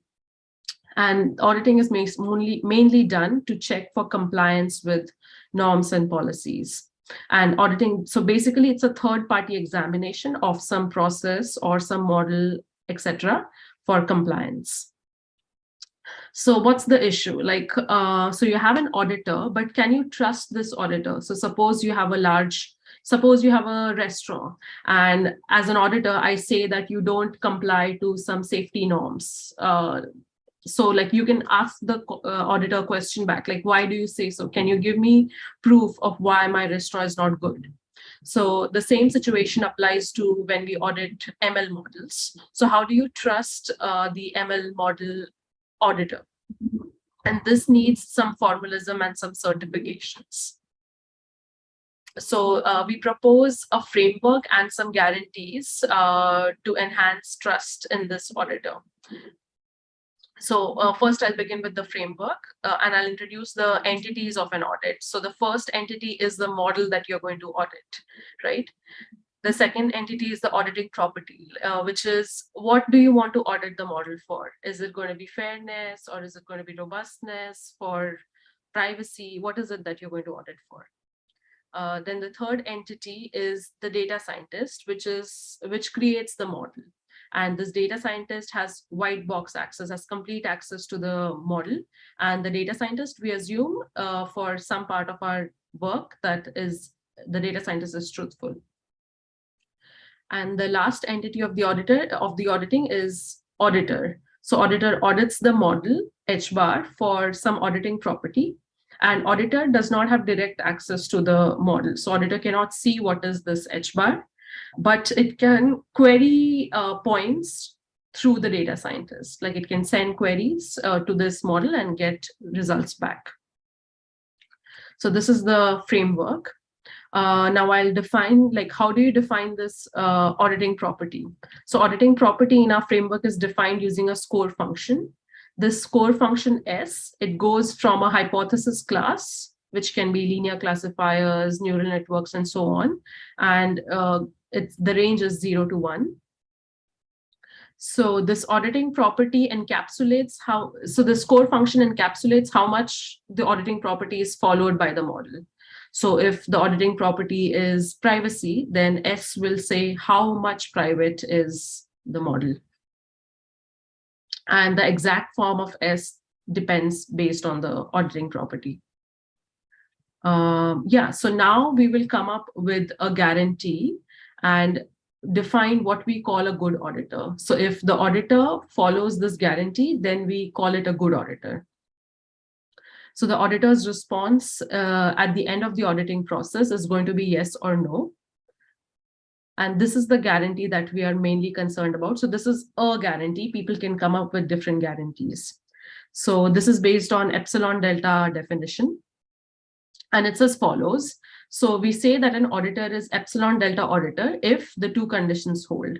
So the first condition here, it says that if the model follows the auditing property to a large extent, then we should say that yes, the auditing property is followed. So for example, if the auditing property is fairness, then if the model is highly fair, then your auditor should say that yes, the model is fair. And the second condition is if the model is totally unfair, like if it totally does not follow the auditing, property, then it should say one with probability, it should say no with probability 1. So if the model is highly fair, then your auditor should say yes, the model is fair. And if the model is not at all fair, then the model should definitely say no, the model is not fair. And we define a protocol on how to do the auditing process. So basically, the auditor queries, it picks up new point and then queries it from the data scientist. The data scientist returns a label and an explanation to the auditor. So explanation is the auxiliary information that we use in our protocol. And then the auditor decides whether or not to stop. If the auditor decides to stop, then it returns a decision. Otherwise, it continues to the next step. So this is just in pictorial form. Auditor picks a query, sends to the data scientist returns the label and the explanation to the auditor. Auditor thinks, can I stop right now to make a decision? Yes, then it gives a decision. Otherwise, it picks a new point. So I will now explain the instantiation of our protocol and guarantee for some auditing property, which we call feature sensitivity.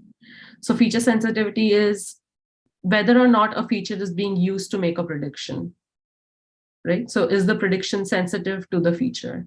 That's what it means. So in this, we have a feature of interest. For example, it can be whether age is greater than or equal to 35 or race or gender or whatever feature of interest you have. And then we define pairs of data points. So pairs of data points are samples which are same in all the features except the feature of interest. So here there are 5 features and the data points are same in all the 4 features except age. And then we have a notion of responsive pairs. So using these pairs, if we get different decision on different predictions for the 2 points in the pairs, then we call it a responsive pair. And you can see that this decision is just based on the feature of interest because all the other features are the same. Right. So you can ask, like, what is the auditing property in this when you want to audit for feature sensitivity? So the auditing property is the sensitivity of the model to the feature of interest, or it can equivalently, it is whether or not responsive pairs exist with respect to the feature of interest, right? Because if responsive pairs exist, then it means that there are different decisions based on just the feature of interest. So you can say that S is basically the fraction of responsive pairs. S is, when it's 0, it means that there are no responsive pairs. That's why no feature sensitivity. And if it is 1, then it means that all possible pairs are responsive. So there is definitely 100% feature sensitivity. Now, how do we use explanations in this framework? It's as a response to the query, right? And we will use local explanations in our methods. So given X, how does the model behave locally around X? That's a local explanation. So one of them is counterfactual explanation, which is given X point, the closest point X bar with a different label is basically the counterfactual. And then we have anchors, which are basically hyperrectangles around X, which have the same label. And for simplicity, I'm saying where 100% of the points have the same label. And now the main results of our paper are that with counterfactuals, you can create a good auditor, an epsilon delta auditor with just one query. And this is possible because firstly, we have linear classifiers. And secondly, we are using explanations. And so we can see with counterfactual explanations, it's very easy to build an auditor in this case. But when we use anchors, the worst case explanation, it cannot help us. So the query complexity of auditing in this case will be equivalent to active learning, which is something I did not mention, but the worst case explanation does not help us, but the average case explanation will, as we show in our work. So yeah, it was really quick, but in conclusion, basically, we first define what is auditing and we build a framework for what is auditing. We also propose a protocol for auditing. And then we give a new use case for explanations. We show how explanations can reduce the query complexity by a large amount. And then more in the paper, you can check, like, how do we connect it to active learning, and some discussions around untruthful data scientists and so on. Yeah. All right. Thanks so much, Avi. We'll take one question. Mm-hmm. All right, let me go this time. So Chavi, I was wondering that I really liked your paper. I read it offline. So what steps do you think should be taken next to bring this framework close to operationalization? Mm-hmm. So first is to define like what kind of auditors you want. Like, so I gave one guarantee, but based on your use case, the guarantee might differ. And then secondly, like, how do you, like, so not all S can be calculated using this framework. So maybe you need different frameworks when you want to do like privacy auditing, for example, because this S depends on the hypothesis.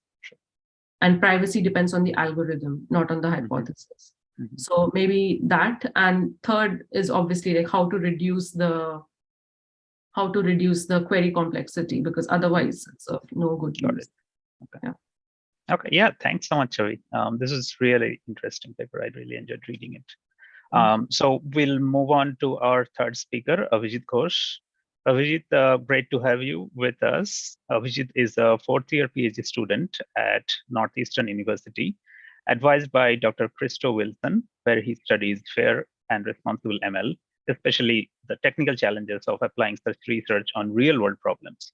Avijit has published at top AI ethics conferences such as FACT and AIES, and has also interned at Fiddler Labs and Twitter's ML ethics team, the Meta team. You can find out more about Avijit in his website, linked in our Twitter post. So without further ado, Avijit, over to you. Thank you for the introduction, Shubho. And hi, everyone. Today, I'm going to be presenting my talk, which is entitled Subverting Fair Image Search with Generative Adversarial Perturbations. So yeah, let's dive right into it.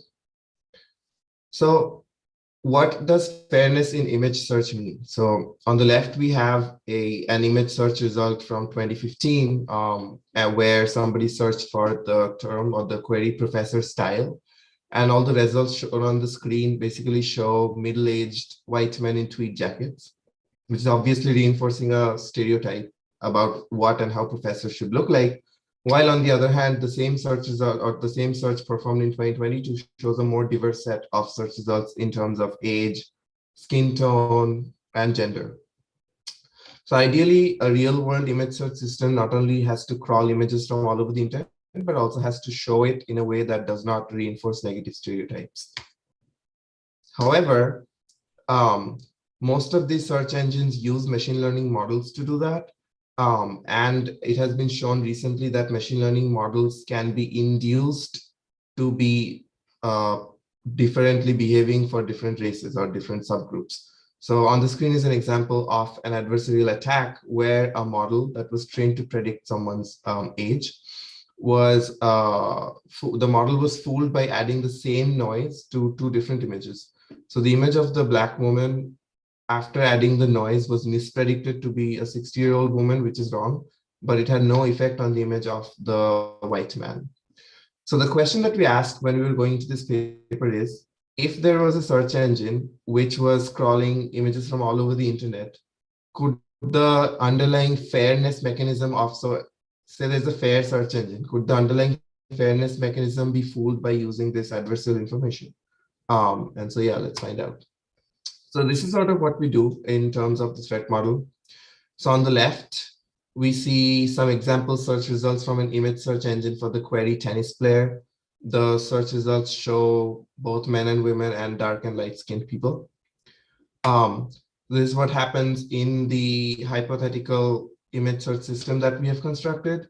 So this search engine essentially queries images from all over the internet as a search engine would do, including adversarially modified images that we push in. So there is an example on the screen here where originally a classifier would have predicted this person to be a light-skinned man, but then we added our own perturbations and then the model mispredicted it to be a dark-skinned man.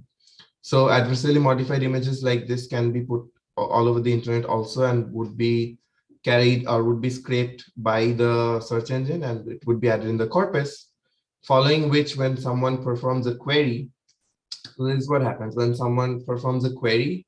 First, the retrieval model grabs both unmodified and modified images, and then the fairness-aware ranker mistakenly gives boosts to people who don't deserve it. For example, here there was enough light-skin representation on the top, but the fairness-aware ranker thought that the new person that it sees is a dark-skinned person and needs to be on top, so it unfairly gave it a boost. So that's sort of how the attack works. I'll take you through a deep dive of some of the parts. So first, how we achieve the adversarial perturbation is through something called a generative adversarial perturbation model or a GAP model. This is an end-to-end convolutional model which takes in an image, scales the image and adds a perturbation, and produces a modified image. Why we chose this model over all sorts of other adversarial attack generators is because it is size and scale invariant. So it can create an adversarial perturbation of images of any size and very quickly and cheaply. So once you train it, you can use any size images, and that's realistic in the real world. Like a search engine would use images of any size.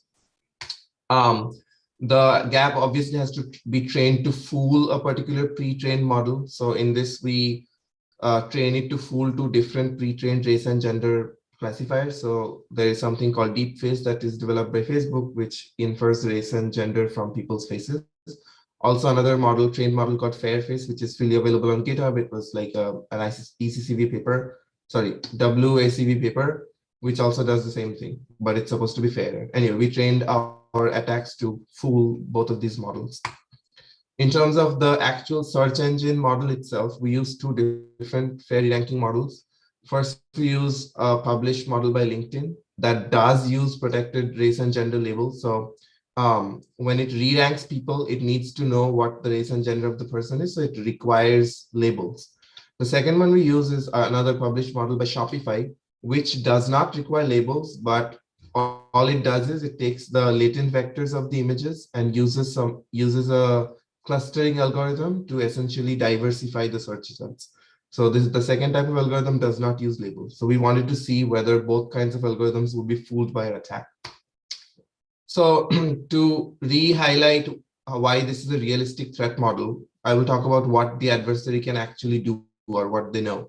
First, it's a very restrictive threat model, which means this is an evasion attack. So the attacker, the real world attacker, does not have access to either the search engine, or the attacker does not even have the access to the fair re-ranking model. So all the attacker can actually do is upload adversarially perturbed images onto the internet and then expect the web scraper to collect these images and cause downstream problems in the re-ranking. So this is a very strong threat model because it requires very little information that the adversary needs to know. And the threat model is similar to clean label attacks or adversarial cloaking attacks. Now let's take a look at the results. So we saw very problematic things. First, we see that the attack effectiveness, again, this is in the paper, I'm not discussing the formula of attack effectiveness, but can be found in the paper.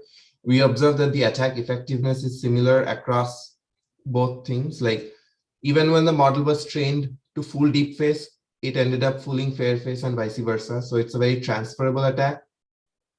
Interestingly, notice the right side, the third chart here, which is NDCG, which means that a lot of fairness problems happened, like the changes in fairness were up to 14%, 60%, and so on. But the change in the quality of ranking or the utility of ranking didn't change by much. So you can do a lot of fairness damage by moving people in the top K without actually showing irrelevant results at the top. Another problematic, disturbing thing we saw is that in our attack, we could not fool the model into giving boosts to the minority group. So any type of attack we did, the majority group was always getting the boost, right? So even if we were mispredicting all light-skinned men to be all dark-skinned men or vice versa, in both cases, light-skinned men were getting the boost. And we discussed the reason as to why this has happened in the paper. Again, for the sake of time, I won't go into this. Please read the paper. But what we found is that, unfairness propagated against minorities irrespective of anything that we did. So to conclude, what we found is that our attack can successfully confer significant unfair advantage to people from the majority class, both in terms of composition of these groups in the top K and also the visual attention provided by people in the top K of image search results. Secondly, the attack is robust, which means that it can work even when the length of the search result is different, the fraction of images that the adversary is able to perturb is different, or irrespective of which fairness algorithm was used, what the architecture of the algorithm was, it just is very transferable. Finally, the attacks are very stealthy, which means that they have close to zero impact on the relevance of the search results. So remember, when somebody was searching for tennis player, they were still getting relevant tennis player images, even though the race composition had completely changed. So it is very stealthy that way. And also it is stealthy because the perturbations are invisible to the human eye. So if somebody makes the algorithm unfair, you won't be immediately able to tell by just looking at the images. So with that, I conclude this very short lightning talk. Please read the paper for more details. This paper was published at FACT this year. And there should be somewhere a more detailed presentation. I think it's on YouTube, and I would be happy to take questions. Thank you. Thanks, Abhijit. So if I could ask one question, and we can again come back to a broader Q&A later on, is that, do you have, sorry, I think we have one question. Yeah, Chavi, go on. Yes. So I was just asking, like, how do you, can you say like there is something that we can take from this to language results? I have thought about this. I have not had the time to work on this, but yes, it is possible. So I was thinking about how you could possibly fool, say, resume search on LinkedIn, right? Mm-hmm. You could adversarially modify certain words given that you find the explanations for which terms to see which terms were important for the ranker. And then you could, like, for example, switch the word good with noble and see how it impacts the ranking, because some words have more importances than others. So that could be one idea. And I also know, and I don't know how realistic it might be, but I know a lot of people insert extra words as keywords in their resumes, but with white font so that they get caught by the scrapers, but not to the human eye. So that could be an example of an invisible perturbation. You could like feed a resume with invisible words for it to get an unfair boost in the rankings. So things like that are possible in NLP. I just haven't done it, but I have ideas, and I sort of talk about this in the conclusion of the paper. Cool. Okay, thank you. Awesome. Thanks again, Avijit. Let's move to our fourth speaker, Marta. Marta Lemanchik is a PhD student at the Hasso-Plattner Institute in Potsdam, Germany. Her research focuses on interpretability in machine learning with a strong focus on computational biology, and Marta is advised by Professor Dr. Bernhard Rennert. She also has an interest in regulation and auditing of machine learning in healthcare and works on related projects, for example, the WHO ITU focus group, AI for Health. Find out more about Marta in her website that is shared in our Twitter profile. So Marta, over to you. Thank you for the introduction. I'm Marta, and as Suva mentioned, from the Hasso-Plattner Institute, and I'm focusing in my current project on the influence of genomic motif interactions on post-hoc attribution methods. So I'm personally working mostly on genomic sequence-based problems, for example, DNA, and there are many applications in biology which can be solved by using this kind of sequence data. So for example, transcription factor bindings, where you try to predict if a transcription factor binds to some DNA sequence or not. And what is usually done is you encode this sequence data, which is then like our ACGT nucleotide sequences, to a numerical representation. You pass it over to some network. Often convolutional neural networks are used, or adjusted networks. And of course, we would like to know if the model learned something valid, or even more, if we can get some more insights from our network. So we can use some interpretability methods for that. As we had already in our in the previous presentation by Tessa, we can use post-hoc attribution methods like integrated gradients or deep lift or SHAP. And then we can get for each position in our sequence some score, which shows how important it was for our prediction. And based on that, we can validate our findings there with problem-specific databases, like in our case, the JASPA database for transcription factor binding sites, and then see if it makes sense or not. So one problem is that usually we just don't have single features, single motifs we want to find, but rather we have also interactions between motifs. That means that it might be interesting to have also the single motifs, but this interactions itself can also have some influence on our attribution methods and be important for some biological mechanisms. So what my current research question is to find out if these motif interactions influence the interpretability performance of this post-hoc attribution methods. So how does my project look like? So the first step is to generate data for this problem. The issue is that for many biological tasks, or like in this, like with for many biological tasks, there is missing ground truth data. So in our case, we don't have data where we know where specifically our region of interest is. Additionally, we don't know if there are interactions or not. So for my case, I had to simulate the data myself. So what I did is first to define interactions between motifs. On the one side, I looked at the logical relationship, so if they co-occur or if there's an XOR relationship, and there are different forms of to do that. And on the other hand, how the effect is on the outcome. And for the generation of the data itself, I used real motifs from this named Jasper database, and generated suitable data containing interactions. Based on this data, I built suitable models. Suitable means that I looked at previous research in this direction, because what I would like to have is models which are comparable between the different interactions which I built in. And there are many other factors which can influence this interpretability when working with models based on genomic sequence data.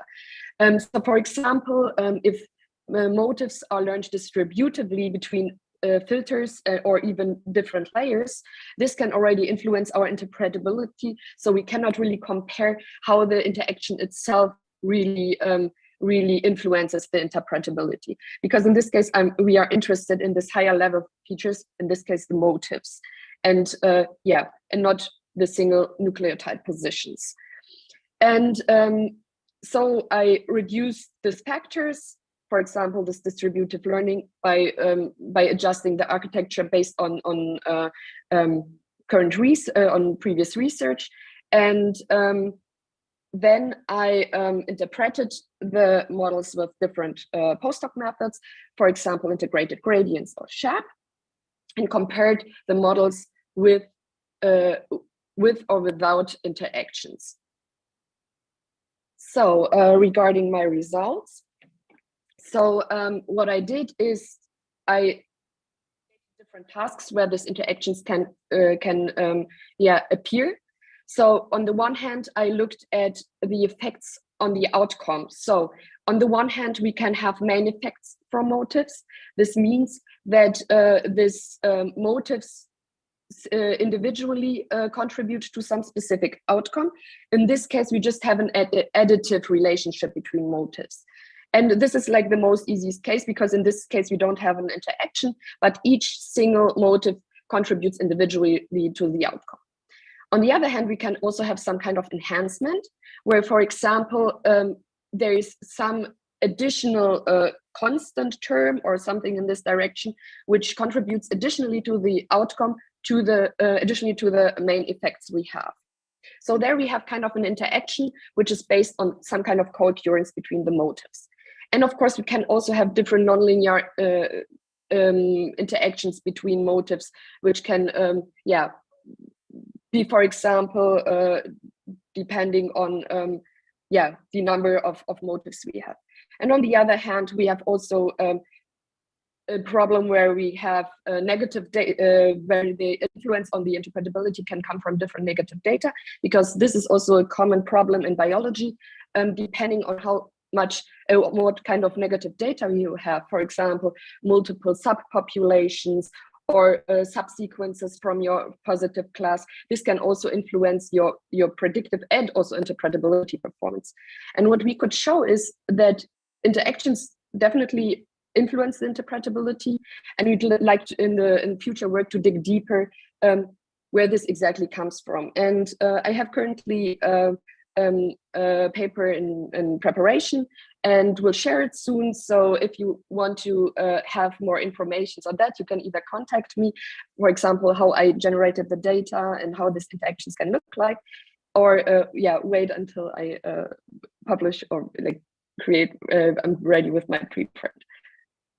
So thank you for listening. If you want to contact me, you can do it via mail or via Twitter. And I'm open to any questions. Shavi has a question. Go on, Shavi. Thanks, Martha, for the talk. I was wondering if you have thought about developing some new explanation methods for these genomic motif stuff, or you think the existing explanation methods are good enough?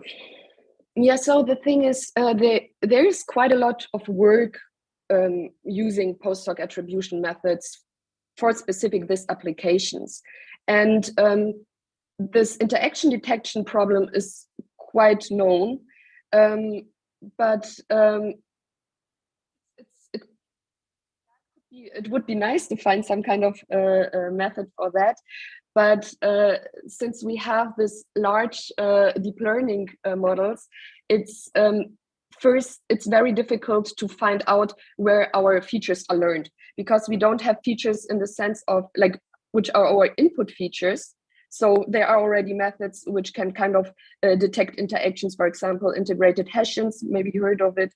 And the problem we have here is that our motives are actually the features of interest. So it's not just one input feature, but rather some feature which is learned in the best case in some filter, but we cannot be sure of that. So yeah, first it's kind of important to find out where these motives are learned, how they are represented, because then it would be much easier to use already developed methods. So it's rather a problem of figuring out what are our features of interest or where are they learned. Got it. Thank you. Thanks, Chavi, for the question, and thanks, Marta, for presenting your very interesting work. I do have a question, but let's come back to that later on. Sure. It's time for our final speaker, Harsh Raj. Harsh is a student at Delhi Technological University, where he is pursuing his bachelor's in engineering physics. Harsh works as an independent researcher evaluating human values in large language models. He also works for a blockchain startup, Yield Protocol, trying to bring the advancements of language technologies to the crypto industry. You can find out more about Harsh at his website, given in our Twitter card for Harsh. So Harsh, over to you. Yeah, thank you, Subha. It was a pleasure. So, 1 second. Yeah, so my talk is about my recent paper on measuring reliability of large language models through semantic consistency. So it was a collaborative work between me, Subho, and Dominic. He's one of our collaborators. So yeah, so consistency, basically what I mean, or what is normally meant, is when you give out inputs to a model, it actually should return the same input every time, output every time. So that is something called consistency in normal words. We measured it. There are, I can actually first tell you about my contributions. We actually checked the accuracy against the scaling of the size of language models. So just like truthful QA paper, they did it. We reproduced the results. So yeah, so it is true that the models become less accurate as we increase the size. Consistency, we actually saw that the consistency and accuracy are not correlated. As the model size increases, it becomes the model becomes more consistent. So that's a weird point we actually noticed. So there is why the model is inconsistent. So we pointed out that greedy these decoding methods are one of the main points why these models are not performing well in consistency. So greedy being the most consistent, and nuclear sampling or other probability-based sampling methods being inconsistent. So yeah, so how I actually checked it. Overview. My overview of the work I actually, this pipeline we created. It was the input, the same input is given to a paraphrase generator. We generated a paraphrase, and that was given to the language models. These LLMs define the language models. We got the output PP, which means the output through the paraphrased input. We checked it through a consistency scoring function.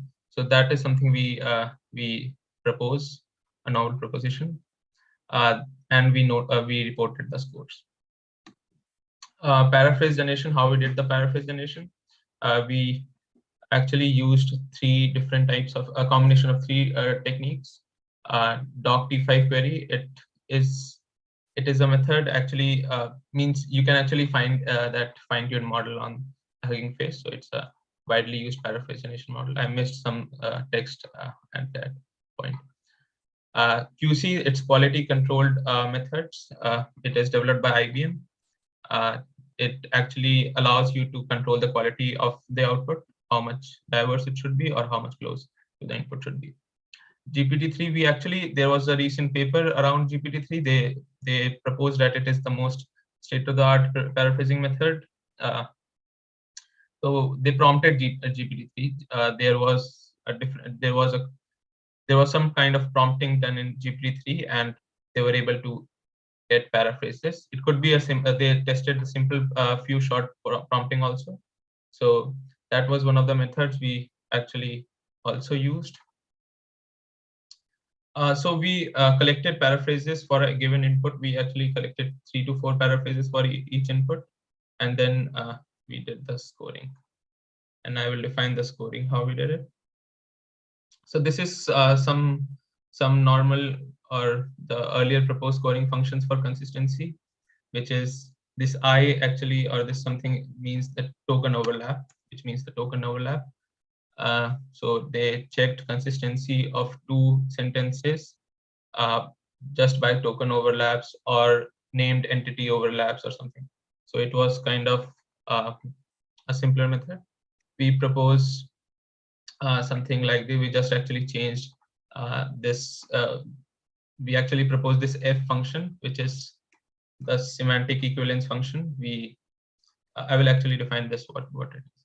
So this is our this semantic equivalent function. If you can actually make it for text, you can make it for audio, images, and some means variety of domains. So you can use this framework to evaluate any multimodal generative model. So that's something interesting. So the token overlap, we compared with token overlap the Rouge 1 score, which is not a normal score to check how much comparable the 2 outputs are, means 2 sentences are, and the named entity overlap. So these were the older methods, but these methods were not used in consistency scoring for language models. So we propose the semantic equivalence function, which is a combination of these 3 already proposed models. This BERT score is something you would already know this. It computes a similarity between the contextual embeddings of each token between 2 sentences and scores in that way. So it gives actually, BERT score gives actually the how much semantically similar 2 sentences would be. Paraphrase detection, we fine-tuned dBERT A V3 large on PAUSE datasets. PAUSE is a widely used data set for paraphrasing. So we did that. It's open on Hugging Face. Entailment and contradiction. This widely used method actually means large language models moreover are pre-trained through these methods. So we actually check whether the 2 sentences entail each other, how much is the probability of it, or how much does it contradict each other. So there's a model which is trained on MNLI data set, which is dBERT A base. It's all on Hugging Face. So we didn't train it. We only trained the second paraphrase prediction. This third one was already. So results, it was something a small setup, but the results were interesting. Consistency versus agreement. Agreement here means the semantic scoring agreement. We actually evaluated large language models, which was OPT series 1 to 25 millions to 2.7 billions, and the GPT-3 model. And the data set used was mainly the Truthful QA benchmark data set, one of the most accurate ones, I feel. Yeah. So yeah, we actually can see here the already proposed thing that these two actually section means the accuracy R1A, which is the root 1 score, and the blue earth is used to evaluate the accuracy. So you see here for OPD series, you see actually it decreases as we increase the size. So yeah, Truthful QA was right. Truthful QA paper was right. The authors were right. Now the consistency, you can see as we increase the size, consistency increases. That was something we actually thought, but this actually negative correlation, you can say, between these two, accuracy and the consistency, is something we didn't think. So there was something we actually did more studies for accuracy versus consistency versus human evaluators. We used human evaluators here. So there were 3 human evaluators, mainly the authors only. So we actually did this human evaluation. So you can see the upper triangular matrix. Means there is negative core. I can actually show that in the next slide. So what were the findings we actually got? Accuracy measures don't correlate with consistency measures. So if I go back, accuracy measures were blue earth and R1A. So you can see blue earth and R1A are not correlating well with other consistency measures like BERT, you can see. So it's negative 0.3, negative 0.22. So the two accuracy measures R1A, blue earth, do not correlate with one another actually. So blue earth versus R1A 0.48, they don't much correlate with each other. That's something also we seems to be weird. Yeah. Then human scores show strongest correlation with Intel 0.7, PP paraphrase detection 0.52, BERT score 0.54. So we actually had human evaluators which did the consistency scoring. So the human score correlate much with these 3, BERT, PP, and Intel. So you can see 0.54, 0.5. So what we actually got, we actually proved that semantic consistency scores do indeed measure the property of consistency as understood by humans, and is better than the earlier proposed or the lexical measures based on token overlap or named entity overlaps. So yeah, that was something actually we did. Thank you all. And any questions? Thanks, Harsh. Any questions for Harsh?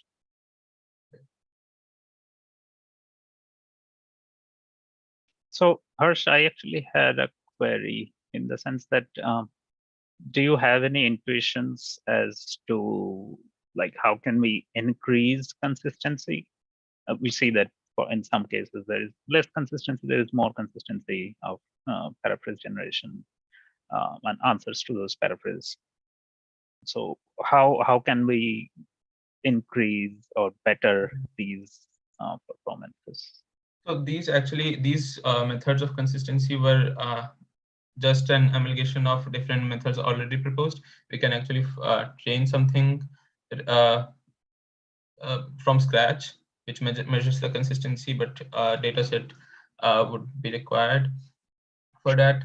I was thinking some other methods too. If we actually, this consistency scores could also be misguide some at some point, because if the input paraphrases are very different, then that will actually get different outputs. So that is something I was thinking, if we can actually control that difference while training the consistency measure. So yeah, we actually we are in progress of that work. Sounds good. Thanks, Harsh. Thank you. We are over time, but I'll stop for a little bit for any questions from the audience to any of our speakers.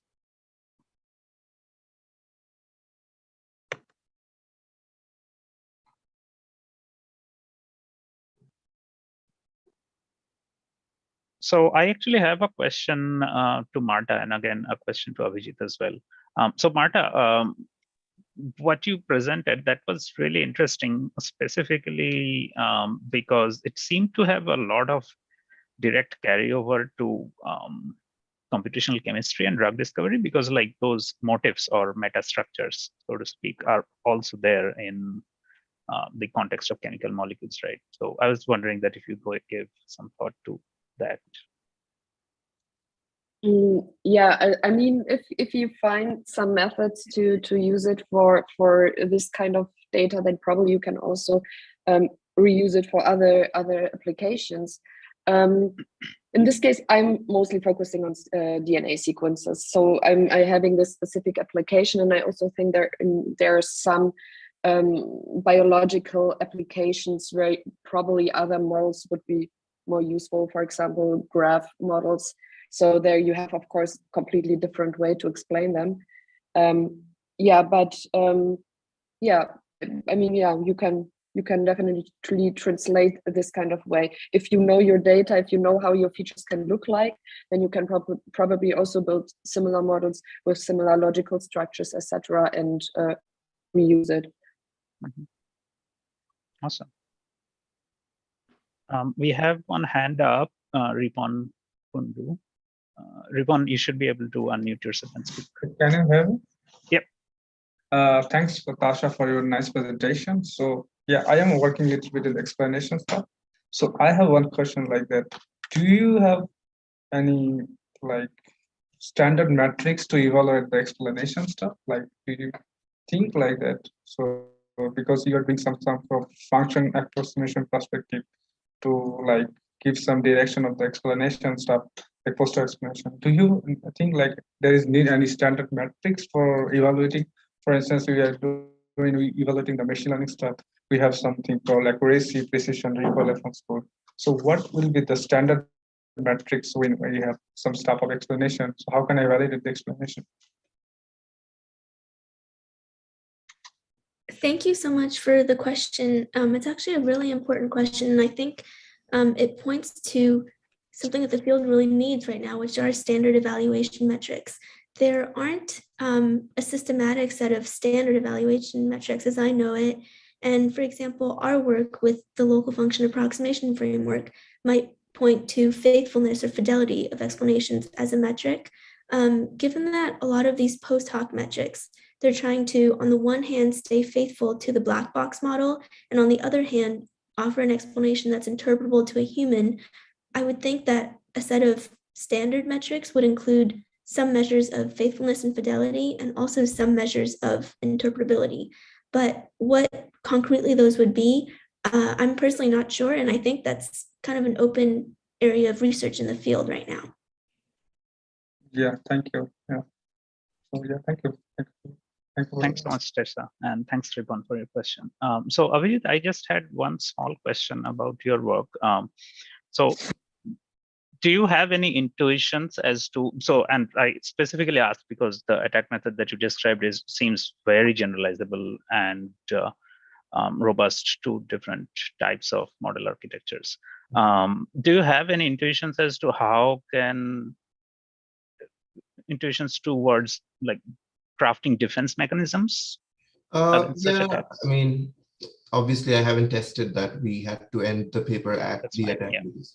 But you could potentially use there was this paper I mentioned called adversarial cloaking, where essentially on different websites, the same image is uploaded with slightly modified versions so that, you know, somebody trying to generalize an attack won't be able to attack all instances of that person. So that could be one defense. Specifically for rankers that use race or gender labels in a small scale scenario, it obviously will not apply for a search engine because it has to scrape from everywhere. But if you're a small scale search engine like say LinkedIn or whatever, it might also be useful to have human labelers for the labels, because then adversarial attacks becomes pointless.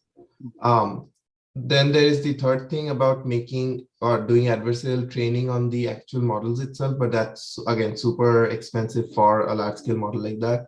But in a small scale scenario, it might work. So there's a tension between scalability of the defense versus how good the defense is. So yeah, I haven't tried any defenses, but I would be curious to see if anybody does follow-up work. Sure.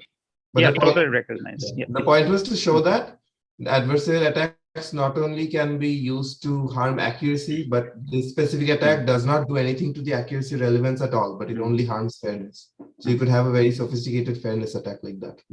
Definitely.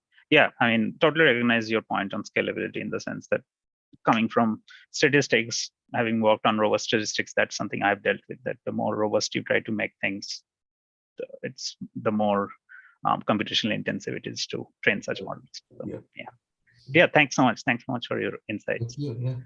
And yeah, that brings us to the end of our lightning talk session. Once again, thanks so much to our speakers, Tessa, Chavi, Abhijit, Marta, and Harsh. Thank you for joining us and sharing your research. And we'll now move on to our social, but before that, we have some very interesting announcement to make, a very major overhaul to the resources section that we offer in our website. Through our website, Marta has led that effort in the last few months majorly to do that. So I'll let Marta take over and give you all a sneak peek to what she has been up to on that front. Yes, so as already announced, I will give you today a first glimpse on our community-based resource board. So as you maybe already know, we have a curated fundamental list for students and early career researchers who can already look what is going on in the field or get some introductions on some research topics. And we have that already on our regular page. So you can see here's the summary. But what we will change now or add now is a community-based part. So we encourage everyone to contribute to the page and reference the trustworthy machine learning work so you can share it with a broader audience. And so for that, this is currently work in progress. We will create this research page. We will provide a Google form or another way to contribute your research to that. We will also try to make it very approachable for everyone. So you can look what's the current work in this field, and so really looking forward to this part. But the first step of action for you will be actually something which I'm very excited also for myself. And this will be the conferences collections. So for that, we will, before each conference, we will provide a possibility to contribute your resources, which were accepted at the top tier conferences. So this can be your poster, this can be your talk, or even a tutorial. And with that, we would like to first, of course, highlight our people from our community. So we have, you get a more broader audience, and of course, also to make your work more visible on the conference itself. So, for example, I will attend NeurIPS. I will hope that we get many submissions for the conference from people from our community, so I can pick out from the list the talks, posters, etc. I'm interested in, and go through to them inside. And I hope that with this kind of community-driven conference collections, we can increase our interactions on conferences, on site, and get into more discussions, maybe even collaborations. So I think this is quite a good way to really increase the interaction in our community. And for that, I provide a simple form. I don't know if I can click on that here. Yes. So it's a simple Google form, which you can fill out with the most important information, like what kind of contribution you have, which session, if it's virtual or on-site, etc. So quite simple, but can increase your visibility quite a lot. So I hope to get back here. Yeah. Yeah, and of course we'll again divide it between the main fields in Trustworthy ML. And with this, I'm also asking for some feedback. So I would be really happy if you have also some ideas or some features you would be interested in. We have already some things in mind, so there will be much more going on. So definitely stay tuned. We will post it on Twitter, and also I hope with this we can also extend our interaction from the Discord channel, and yeah, make it more community based. Yeah. So yeah, feedback is, you can contact me with feedback through our Discord channel, per mail, or through the Trustworthy ML Twitter account. Thank you. And yeah, I think now we go to our social with Chirag, if I'm not mistaken. And yeah, looking forward to see you there. Thank you, Marta, for that helpful discussions on our resources. I'll just stop the live streaming right now.